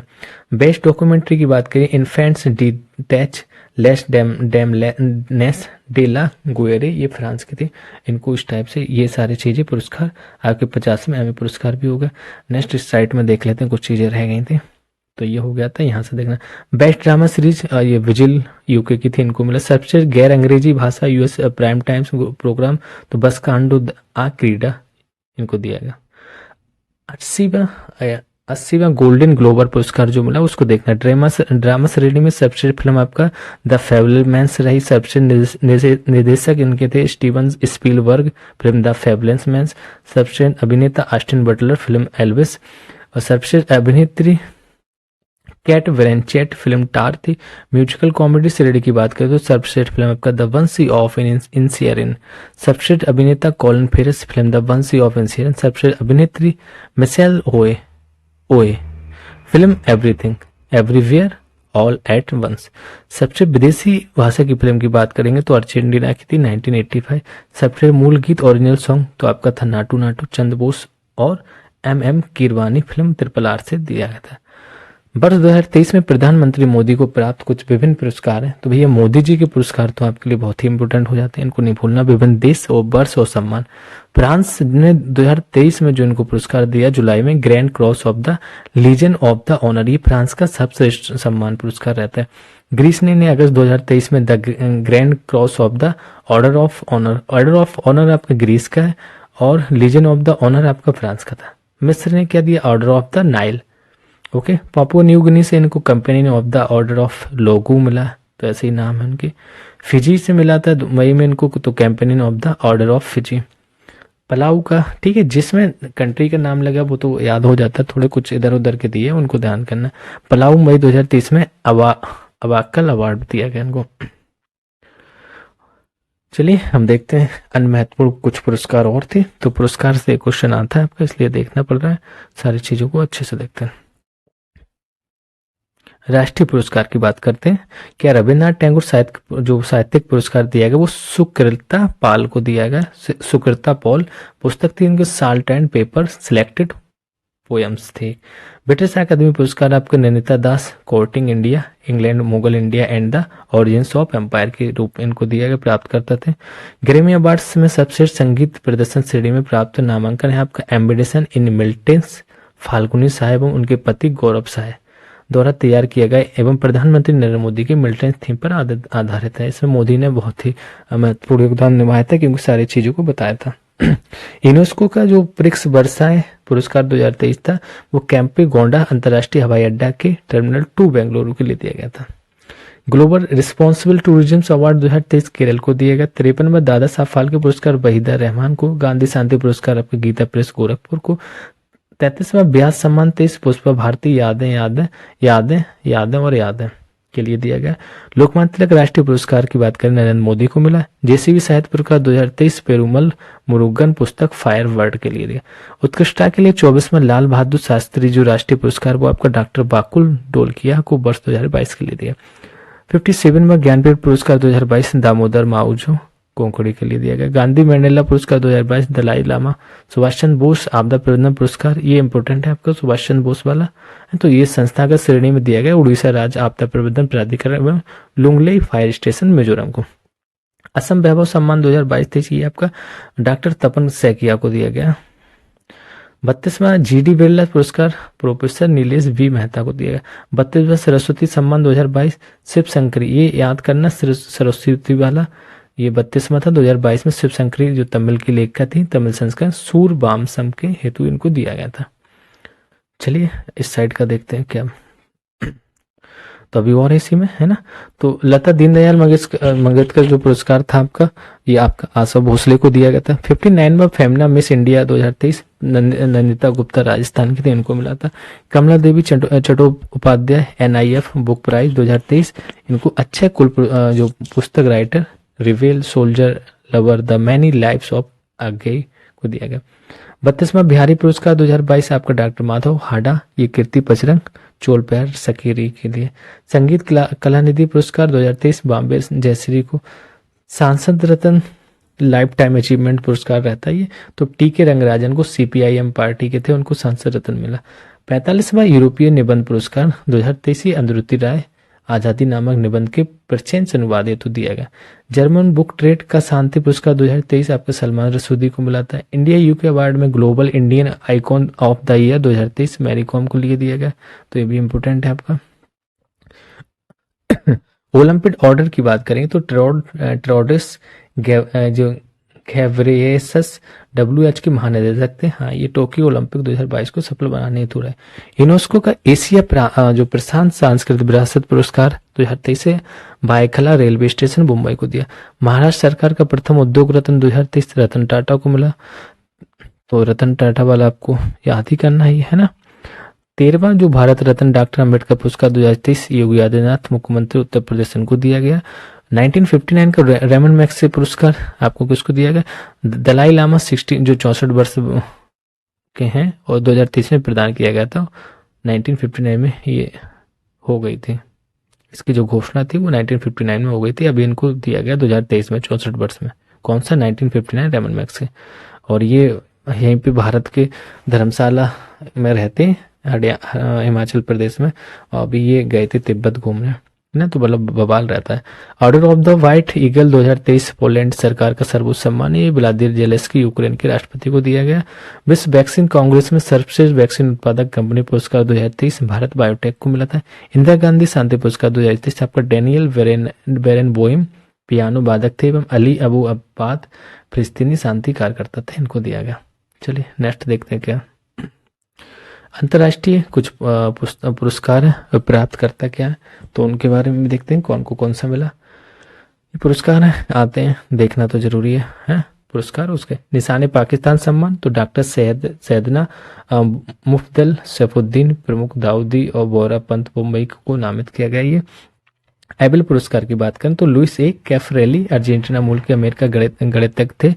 मार्कोनी प्राइज 2023 आपका प्रोफेसर हरिक बाग कृष्णन को दिया गया। मैन बुकर अंतर्राष्ट्रीय पुरस्कार जॉर्जी गोस्पोदिनोव एंजुला रोडल टाइम शेल्टर के लिए दिया। बुकर पुरस्कार 2023 पॉल लिंच आयरिश लेखक थे, ये कीर्ति पैगंबर सॉन्ग प्रोफेट सॉन्ग के लिए। Person of the year 2023 time magazine के द्वारा ये टेलर स्विफ्ट पॉप स्टार है, जानते होंगे अच्छा सा क्योंकि जो उनके गाने रहते हैं। National medal for technology and innovations एवं national medal of science award 2023 Ashok Gadgil एवं सुब्रा सुरेश को दिया गया। जवाहरलाल नेहरू विश्वविद्यालय द्वारा जो मानद डॉक्टरेट मिली है तंजानिया की पहली महिला राष्ट्रपति डॉक्टर सामिया सुलूह हसन को। चलिए आगे देखते हैं। ग्लोबल इंडियन अवार्ड 2023 आपका सुधा मूर्ति इंफोसिस की थी, इनको मिला है, तो ये जरूरी इंफोसिस वाला हमेशा पूछा जाता है। तो कौन है आपकी सुधा मूर्ति? सखारोव पुरस्कार 2023 आपका जीना महसा अमीनी ईरान की दिया गया। पेंट पिंटर पुरस्कार 2023 आपका माइकल रोसेन को दिया गया। अमेरिकी श्रम विभाग का इकबाल मसीह पुरस्कार 2023 ललिता नटराज को दिया गया। Governor of the year award 2023 Shaktikanta Das को। टच स्पिनोजा पुरस्कार डॉक्टर जयता गुप्ता एम्स्टर्डम विश्वविद्यालय की थी। जो विश्व खाद्य पुरस्कार 2023 ये इंपॉर्टेंट है, बकाया तो ढेर सारे लिखे ही है ना, लेकिन थोड़ा सा विश्व जो खाद्य पुरस्कार है एहिदी कोहन यूएसए की है, उनको दिया। प्रिज्जर पुरस्कार भी इंपॉर्टेंट है, आर्किटेक्चर पुरस्कार जिसे भी कहते हैं, ये sir David Alan Chipperfield England के थे, इनको दिया। ऐसे तो नाम है इनके, है ना, लेकिन हम लोगों को पढ़ना जरूरी है ना।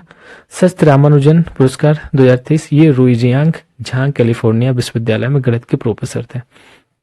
चलिए नेक्स्ट देखते हैं। लीफ एरिकन्स लूनर पुरस्कार 2023 उषा बिक्स संग्रहालय इसरो भारत के नेशनल। तो इस टाइप का ये क्वेश्चन ये भी देख लेना है ना, ये इंपोर्टेंट हो जाता है। मैंने कहा ना भारत के संदर्भ में जो चीज आ जाएगी उसको हम देखना, मोस्टली उत्तर प्रदेश के संदर्भ में वो भी। लीफ एरिकन्स लूनर पुरस्कार 2023 तो उषा बिक्स संग्रहालय इसरो के। National orders of merit gold 2023 Bhutan का सर्वोच्च सम्मान, ये डॉक्टर पूनम खेत्रपाल सिंह WHO की दक्षिण पूर्व एशिया का एक क्षेत्रीय निदेशक के रूप में इनको दिया मिला। चर्चित व्यक्ति के बारे में देखते हैं। कुछ व्यक्ति हैं चर्चित और राष्ट्रपति नियुक्तियां भी, इनकी राष्ट्रीय नियुक्तियां भी हुई हैं, तो नेशनल आपके पद पे बैठे उनको देखना। न्यायमूर्ति अरुण बंसाली की बात करेंगे तो न्यायमूर्ति अरुण बंसाली आपके मुख्य न्यायाधीश उच्च न्यायालय इलाहाबाद के हैं। तो ठीक है, ये यूपी से हमारा क्वेश्चन हो गया तो जरूरी है। अरुण बंसाली के मुख्य न्यायाधीश हैं आपके CJ ऑफ इलाहाबाद हाईकोर्ट आपके, ये अरुण बंसाली। प्रशांत कुमार पुलिस महानिदेशक DGP उत्तर प्रदेश के बने, ये भी आपका इंपोर्टेंट है। R दुर्गस्वामी भारतीय जीव विज्ञान बीमा निगम LIC के प्रबंध निदेशक नियुक्त हुए। वैभव तनेजा की बात करें, टेस्ला के नए मुख्य वित्तीय अधिकारी CFO नियुक्त हुए। न्यायमूर्ति आलोक आराधे ये तेलंगाना उच्च न्यायालय के मुख्य न्यायाधीश के रूप में इन्होंने शपथ लिए। राकेश पाल की बात करेंगे तो ये भारतीय तटरक्षक बल के 25वें महानिदेशक बने। सतपाल भानु भारतीय जीवन बीमा जिसको LIC के प्रबंधन निदेशक चुने गए। उज्जवल भुइया एवं S वेंकटरमण भट्टी ये सर्वोच्च न्यायालय के न्यायाधीश नियुक्त हैं, न्यायाधीश बनाए गए केवल, है ना। तुषार मेहता 3 वर्ष के लिए पुनः सॉलिसिटर जनरल नियुक्त किए गए। जस्टिस देवेंद्र कुमार उपाध्यक्ष की बात करें तो बॉम्बे उच्च न्यायालय के मुख्य न्यायाधीश बनाए गए। अजीत अगरकर आपके सीनियर पुरुष क्रिकेट चयन समिति के अध्यक्ष। न्यायमूर्ति सुनीता अग्रवाल की बात करें तो मुख्य न्यायाधीश गुजरात हाईकोर्ट के। न्यायमूर्ति लानू सुंगकुम जमीर ये मुख्य न्यायाधीश गुवाहाटी हाईकोर्ट के। और न्यायमूर्ति अपरेश कुमार सिंह ये मुख्य न्यायाधीश त्रिपुरा के। न्यायमूर्ति N कोटेश्वर सिंह ये मुख्य न्यायाधीश जम्मू कश्मीर और लद्दाख उच्च न्यायालय के। SS दोगे की बात करेंगे, 28वें महालेखक निदेशक हैं, ये नियंत्रक हैं CGA भारत सरकार के। माधव कौशिक अध्यक्ष साहित्य अकादमी के। जिष्णु बरुआ ये आपके अध्यक्ष केंद्रीय विद्युत विनियामक आयोग के जो CERC है उसके। परमेश्वर अय्यर ये भारत सरकार द्वारा विश्व बैंक समूह मुख्यालय में कार्यकारी निदेशक नियुक्त किए गए। और भी अभी चीजें दी गई, चलिए देखते हैं। सिद्धार्थ शर्मा की बात करिए, मुख्य कार्यकारी अधिकारी है CEO टाटा ट्रस्ट के। अपर्णा उपलूरी ये प्रथम मुख्य परिचालन अधिकारी COO टाटा ट्रस्ट। सुरेंद्र चावला मुख्य कार्यकारी अधिकारी पेटीएम पेमेंट बैंक के। पंकज कुमार सिंह पूर्व महानिदेशक BSF के। पंकज कुमार सिंह पूर्व निदेशक जो BSF के उप राष्ट्रीय सुरक्षा सलाहकार भारत के। प्रवीण शर्मा निदेशक राष्ट्रीय स्वास्थ्य प्राधिकरण आयुष्मान भारत डिजिटल मिशन के। दिनेश कुमार शुक्ला की बात करें तो ये अध्यक्ष हैं परमाणु ऊर्जा नियामक परिषद जो AERB है। जी कमला वर्धन राव ये मुख्य कार्यकारी अधिकारी भारतीय खाद्य संरचना एवं मानक प्राधिकरण FSSAI के। साजी के भी जी अध्यक्ष राष्ट्रीय कृषि और ग्रामीण विकास बैंक नाबार्ड की हैं आपकी। साजी के भी ये इंपोर्टेंट है, साजी के भी को ध्यान रखना, ठीक है। सुब्रकांत पांडा की बात करें, अध्यक्ष फिक्की के। फिक्की का पूछ दिया जाता है, आपको काफी बार पूछा गया। फिक्की के अध्यक्ष कौन है? सुब्रकांत पांडा। अमिताभ कांत की बात करें तो भारत की ओर से G20 के शेरपा रहे हैं। ये भी जरूरी है कि वो शेरपा का पूछेगा क्योंकि G20 करंट का। हर्षवर्धन श्रृंखला भारत की ओर से G20 के मुख्य समन्वयक रहे थे। रोजर बिन्नी अध्यक्ष भारतीय क्रिकेट कंट्रोल बोर्ड के। राजेश वर्मा सचिव राष्ट्रपति भवन के। डॉक्टर एस राजू महानिदेशक भारतीय भूवैज्ञानिक सर्वेक्षण GSI के। वाइस एडमिरल्स अजय कोचर आपके कमांडेंट राष्ट्रीय रक्षा अकादमी NDA के। अजय सिंह अध्यक्ष हैं एसोचैम के। अजय भूषण प्रसाद पांडे ये अध्यक्ष है राष्ट्रीय वित्तीय रिपोर्टिंग प्राधिकरण NFRA के। अरुण कुमार सिंह आपके अध्यक्ष हैं ONGC के। जी अशोक कुमार देश के प्रथम राष्ट्रीय समुद्री सुरक्षा समन्वयक NMSC। न्यायमूर्ति DN पटेल आपके अध्यक्ष हैं दूरसंचार विवाद समाधान एवं अपील अधिकरण TDSAT के। जी अशोक कुमार महानिदेशक हैं आपके राष्ट्रीय स्वच्छ गंगा मिशन NMSC के। डॉक्टर S उन्नीकृष्णन नायर हैं वो आपके निदेशक हैं विक्रम साराभाई अंतरिक्ष केंद्र के। डॉक्टर V अनंत नागेश्वरन आपके मुख्य आर्थिक सलाहकार हैं भारत सरकार के। तो ये क्वेश्चन इंपोर्टेंट है। डॉक्टर V अनंत नागेश्वरन है आपके मुख्य आर्थिक सलाहकार भारत सरकार। BVR सुब्रमण्यम नीति आयोग के CEO हैं, ये भी आपका इंपोर्टेंट है, नीति आयोग के CEO हैं। राजश्री गुप्ता आपके निदेशक हैं ONGC GC विदेश लिमिटेड के। ठीक है तो नेक्स्ट देखते हैं क्या और है इसी में। अंतर्राष्ट्रीय कुछ नियुक्तियां हुई थी उनको देखना है 2023 की। डेनियल नोबोआ ये इक्वाडोर के राष्ट्रपति चयनित किए गए। शेख दलाल कुवैत ये एशिया ओलंपिक परिषद के अध्यक्ष नियुक्त किए गए। डेविड कैमरून की बात करें ब्रिटेन के नए विदेश मंत्री। नुसरत चौधरी अमेरिका की पहली मुस्लिम महिला संघीय जज बनी है। नुसरत चौधरी को देख लेते हैं क्योंकि ये पहली महिला संघीय बनी है। डेसिस फ्रांसिस आपके त्रिनाद एवं टोबैको के राजनीतिक संयुक्त राष्ट्र महासभा के 78वें सत्र के अध्यक्ष बने हैं। लिंडा याकारिनो ये आपके ट्विटर X की नई CEO बनी है क्योंकि ट्विटर का भी नाम बदला गया तो ये लिंडा याकारिनो पूछा जा सकता है। रॉबिन विल्सन आपके न्यूयॉर्क के पहले अस्यूत मुख्य न्यायाधीश। और तैयब इकराम जी आपका अंतर्राष्ट्रीय हॉकी महासंघ के अध्यक्ष। गिलबर्ट होंगगो ये टोको अंतर्राष्ट्रीय श्रम संगठन के महानिदेशक। सातो किलमन ये प्रशांत द्वितीय राष्ट्र भानुअतु के प्रधानमंत्री चुने गए।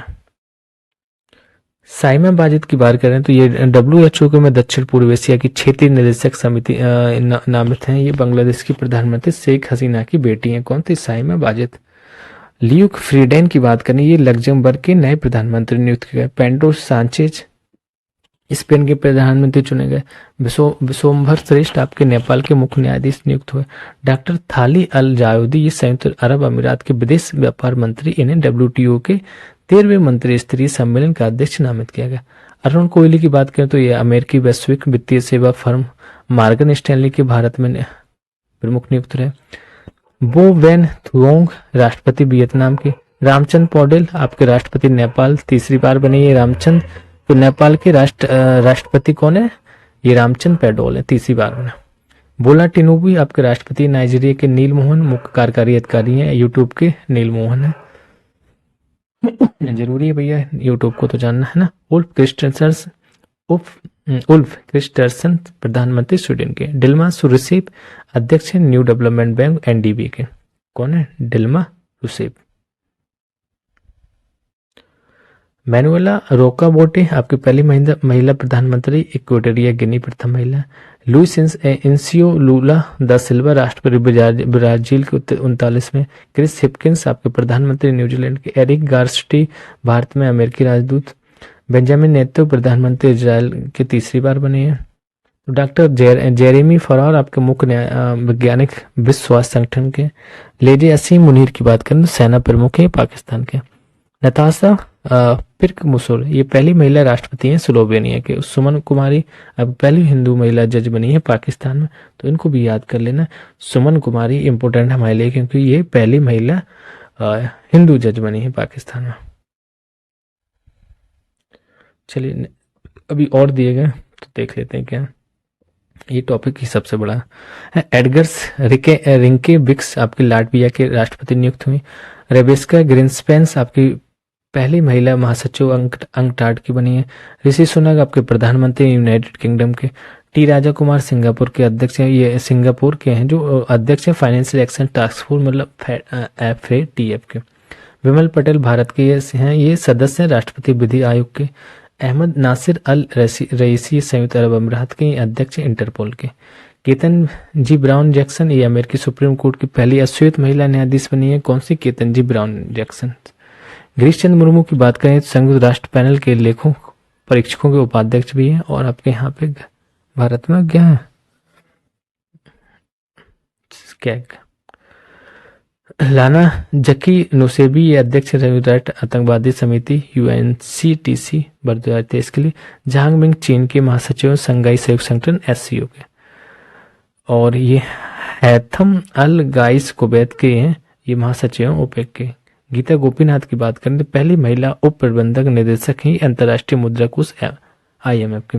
कैथरीन रसेल USA की ये कार्यकारी ये निदेशक संयुक्त राष्ट्र अंतर्राष्ट्रीय बाल आपातकालीन कोष UNICEF की। डैनियल ब्रूहल की बात करें तो अभिनेता हैं स्पेन की, ये सद्भावना राजदूत संयुक्त राष्ट्र विश्व खाद्य कार्यक्रम चलाती हैं। ग्रेब्रियल सिबोरिक की बात करें राष्ट्रपति हैं चिली के।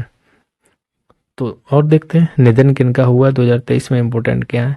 डॉक्टर BS रक्षा अनुसंधान एवं विकास संगठन DRDO के पूर्व महानिदेशक थे, इनका निधन हो गया। और मोहम्मद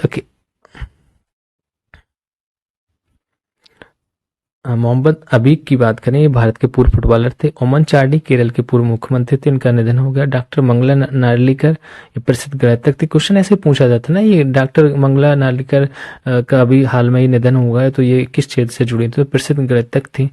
नंबूथिरी आपकी प्रसिद्ध चित्रकार एवं मूर्तिकार की लड़की थी। के विश्वनाथ जो प्रसिद्ध फिल्म निर्माता, पुरस्कार सम्मान दादा भाव फाल्के अवार्ड 2016 और पद्मश्री इनको 1992 में लाइफ टाइम अचीवमेंट पुरस्कार मिला था। सत्यव्रत मुखर्जी पूर्व केंद्रीय मंत्री रही है, वर्ष 2000 से 2004 तक की राष्ट्रीय वाणिज्य एवं उद्योग तथा रसायन एवं उर्वरक मंत्री रहे। साबर अली की बात करें तो भारत के आयरमैन के रूप में ये प्रसिद्ध थे हैं, और 1981 में एशियाई एथलेटिक्स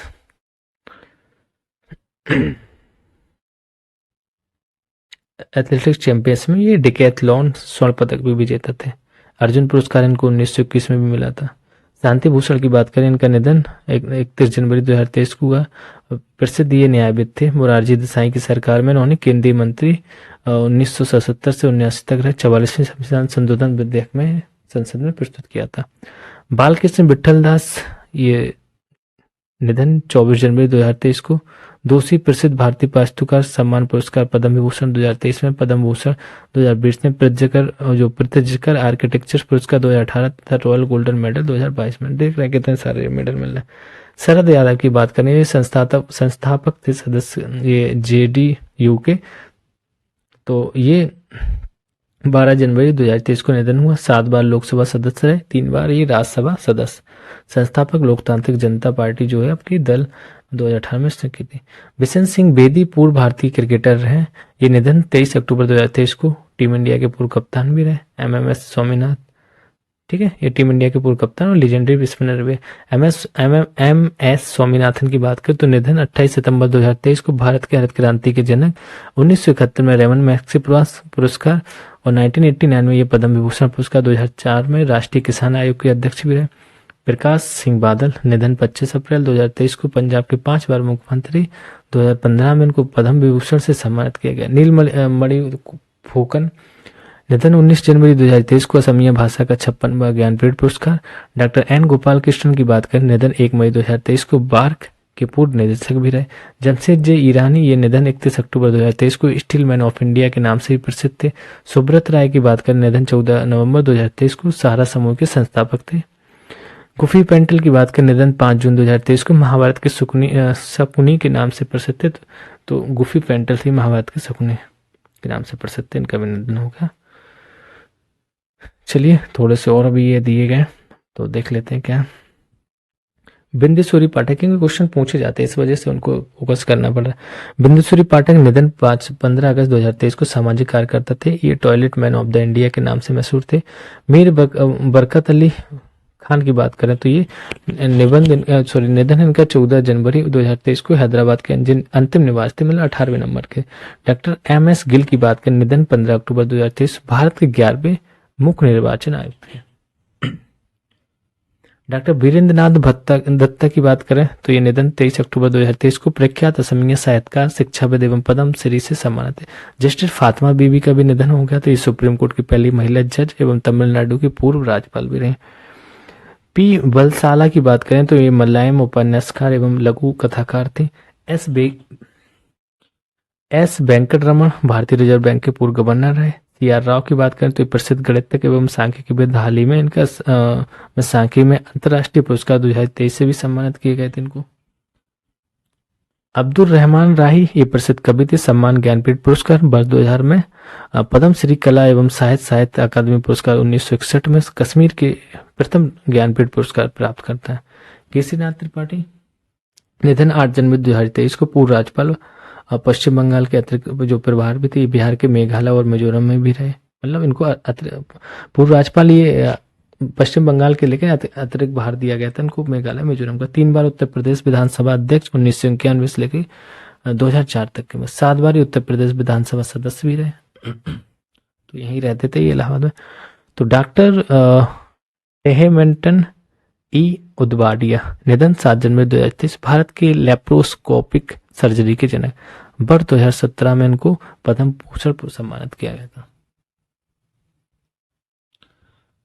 चलिए अंतर्राष्ट्रीय निधन और भी थोड़े से अंतर्राष्ट्रीय वालों को देखते हैं। अभी तो भारत के देखे हमने। तो डेनिस ऑस्टिन पावर पॉइंट के ये सह निर्माता थे। सलीमुल हक की बात करें, बांग्लादेश के परमाणु विशेषज्ञ, इनका भी निधन हो गया। पार्टी अहतिसारी ये नोबेल शांति पुरस्कार विजेता एवं फिनलैंड के पूर्व राष्ट्रपति रहे। तो इस टाइप के लोगों के नाम तो याद करने हैं। पार्टी नहीं था, मार्टी अहतिसारी था। बट फ्रीमैन्स बचराज प्रसिद्ध अमेरिकी संगीतकार थे। ये पुरस्कार 3 बार ऑस्कर और 6 बार ग्रैमी एवं 1 एमी मिला इनका। कॉन्स्टेंटाइन्स द्वितीय ग्रीस के अंतिम राजा, 1960 में रोम ओलंपिक में स्वर्ण पदक विजेता, ड्रैगन क्लास में था। अराता इसोजाकी जापान की टीम वर्ष 2019 में प्रित्जकर पुरस्कार वास्तुकला से सम्मानित। बादरा अलूजोफ उपराष्ट्रपति गोमानिया के थे। जनवरी 2023 में भारत में बीमारी के कारण निधन। हिलेरी मेटल ये ब्रिटिश लेखिका है, 2 बार बुकर पुरस्कार प्राप्त करने वाली पहली महिला।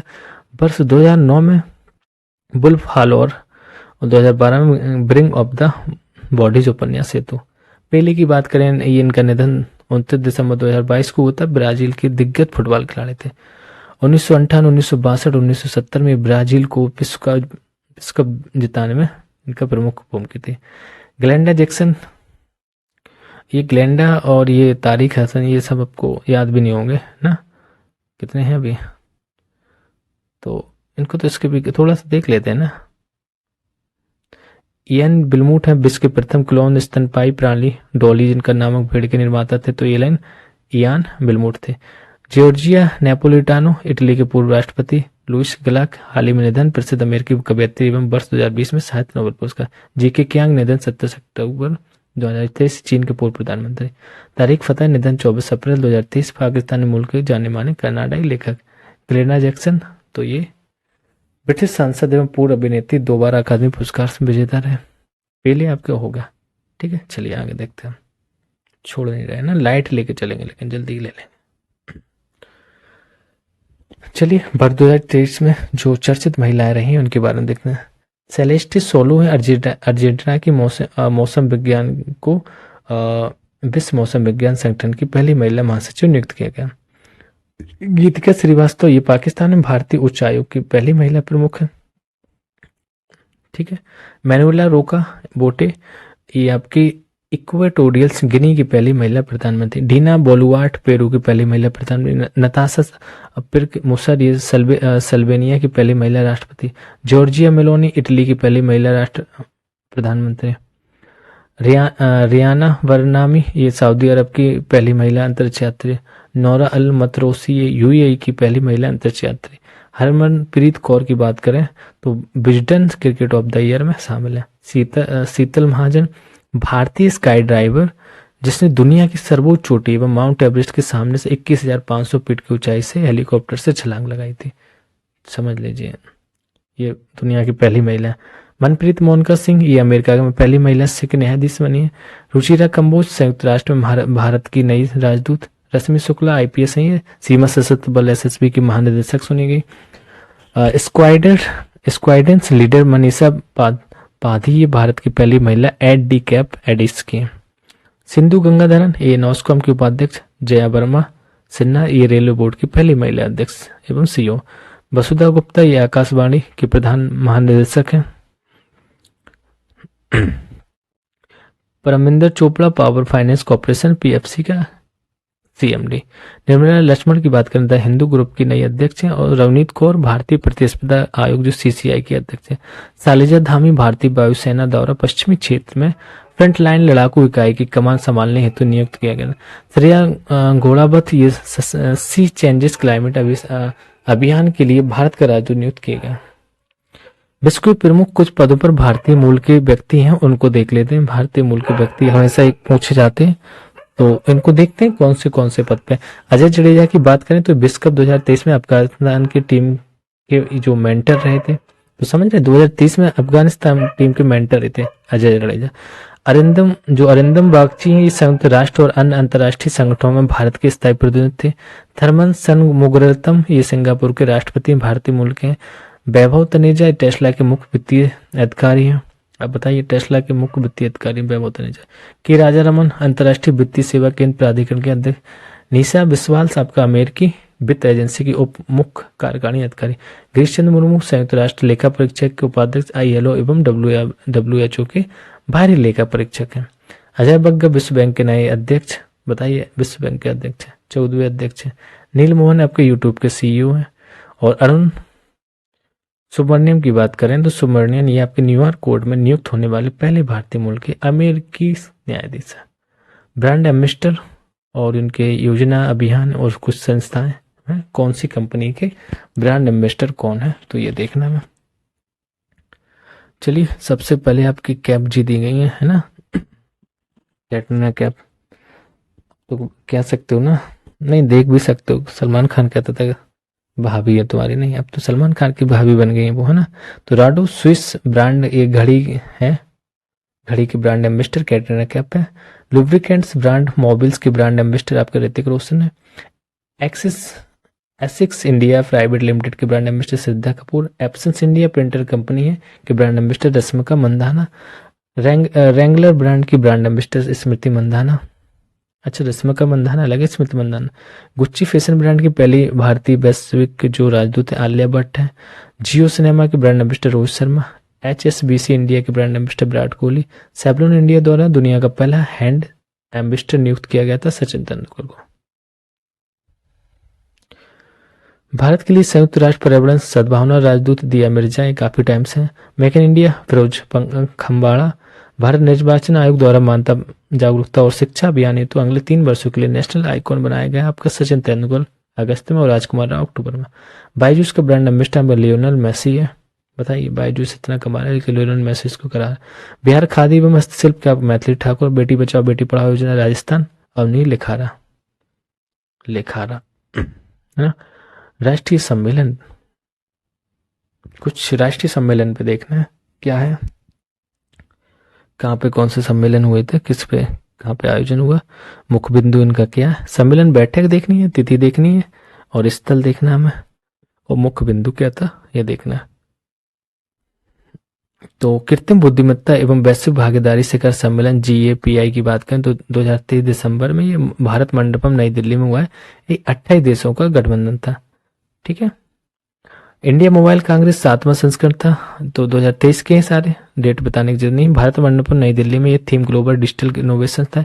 इंडिया स्मार्ट सिटी कॉन्क्लेव 2023 ये इंदौर मध्य प्रदेश में। उत्तर प्रदेश राज्य श्रेणी में तीसरा स्थान इस पर रहा है।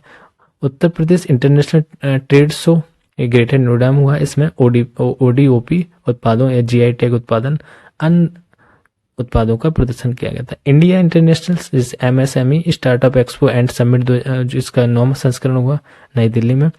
राष्ट्रमंडल संसदीय सम्मेलन 9वां जो था आपका उदयपुर राजस्थान में। इसका उद्घाटन लोकसभा अध्यक्ष ओम बिरला ने किया था। विषय था इसका डिजिटल युग में लोकतंत्र और प्रभावी शासन को बढ़ाना।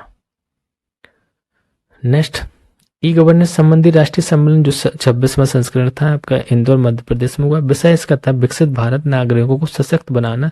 इसमें पंचायती राज मंत्रालय द्वारा संचालित स्वामित्व योजना को ब्रांड मेडल राष्ट्रीय पुरस्कार से सम्मानित किया था। राज्य लोक सेवा आयोग के अध्यक्षों का सम्मेलन 24वां जो संस्करण था लखनऊ उत्तर प्रदेश में हुआ, तो ये ध्यान देना। वन वर्ल्ड टीबी शिखर सम्मेलन तो ये रुद्राक्ष कन्वेंशन सेंटर वाराणसी में हुआ। प्रधानमंत्री मोदी ने इस सम्मेलन को संबोधित किया और 2025 तक भारत को टीबी अच्छे से मुक्त करने की जो प्रतिबद्धता दोहराई। संयुक्त कमांडर सम्मेलन 2023 आपका भोपाल में हुआ था। थीम थी इसकी रेडी रिसेट रिलेवेंट। भारतीय चावल कांग्रेस का दूसरा संस्करण ये आपका कटक उड़ीसा में हुआ। इसकी अध्यक्षता राष्ट्रपति द्रौपदी मुर्मू ने उद्घाटन इसका किया था। एरो इंडिया का 14वां जो आपका संस्करण हुआ था फरवरी 2023 में बेंगलुरु में। थीम थी the runway to a billion opportunities. राष्ट्रीय संस्कृति महोत्सव आपका मुंबई महाराष्ट्र में। संस्कृति मंत्रालय भारत सरकार द्वारा आयोजित। यूथ 20 ग्रुप की पहली बैठक फरवरी में गुवाहाटी असम में हुई। G20 शिखर सम्मेलन के हिस्से के रूप में आयोजित हुआ था। इंडिया इंटरनेशनल फूड शो जो 23वां संस्करण था कोलकाता में हुआ। 30वां राष्ट्रीय बाल विज्ञान कांग्रेस 27 से 31 जनवरी 2023 को अहमदाबाद गुजरात में हुआ। 10वीं महिला विज्ञान कांग्रेस जनवरी 2023 में ITMNU विश्वविद्यालय नागपुर। इसका आयोजन 108वीं भारतीय विज्ञान कांग्रेस के एक हिस्से के रूप में किया गया। उद्घाटन प्रधानमंत्री मोदी के वीडियो कॉन्फ्रेंस द्वारा किया गया। पूर्वोत्तर कृषि कुंभ था 2023 ये जनवरी में लगा था मेघालय में। उद्घाटन का केंद्रीय कृषि और किसान कल्याण मंत्री नरेंद्र सिंह तोमर ने किया था।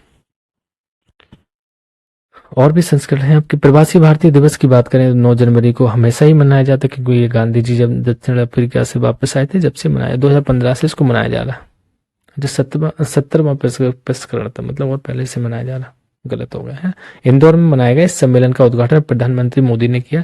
इस सम्मेलन के मुख्य अतिथि गुयाना जो सहकारी गणराज्य के राष्ट्रपति डॉक्टर मोहम्मद इरफान अली थे एवं विशेष सम्मानित अन्य अतिथि सूरीनाम के गणराज्य के राष्ट्रपति चंद्रिका प्रसाद संतोखी थे। विषय था कि प्रवासी अमृतकाल में भारत की प्रगति में विश्वसनीय भागीदार है। Voice of global south summit 2023 ये वर्चुअली हुआ था।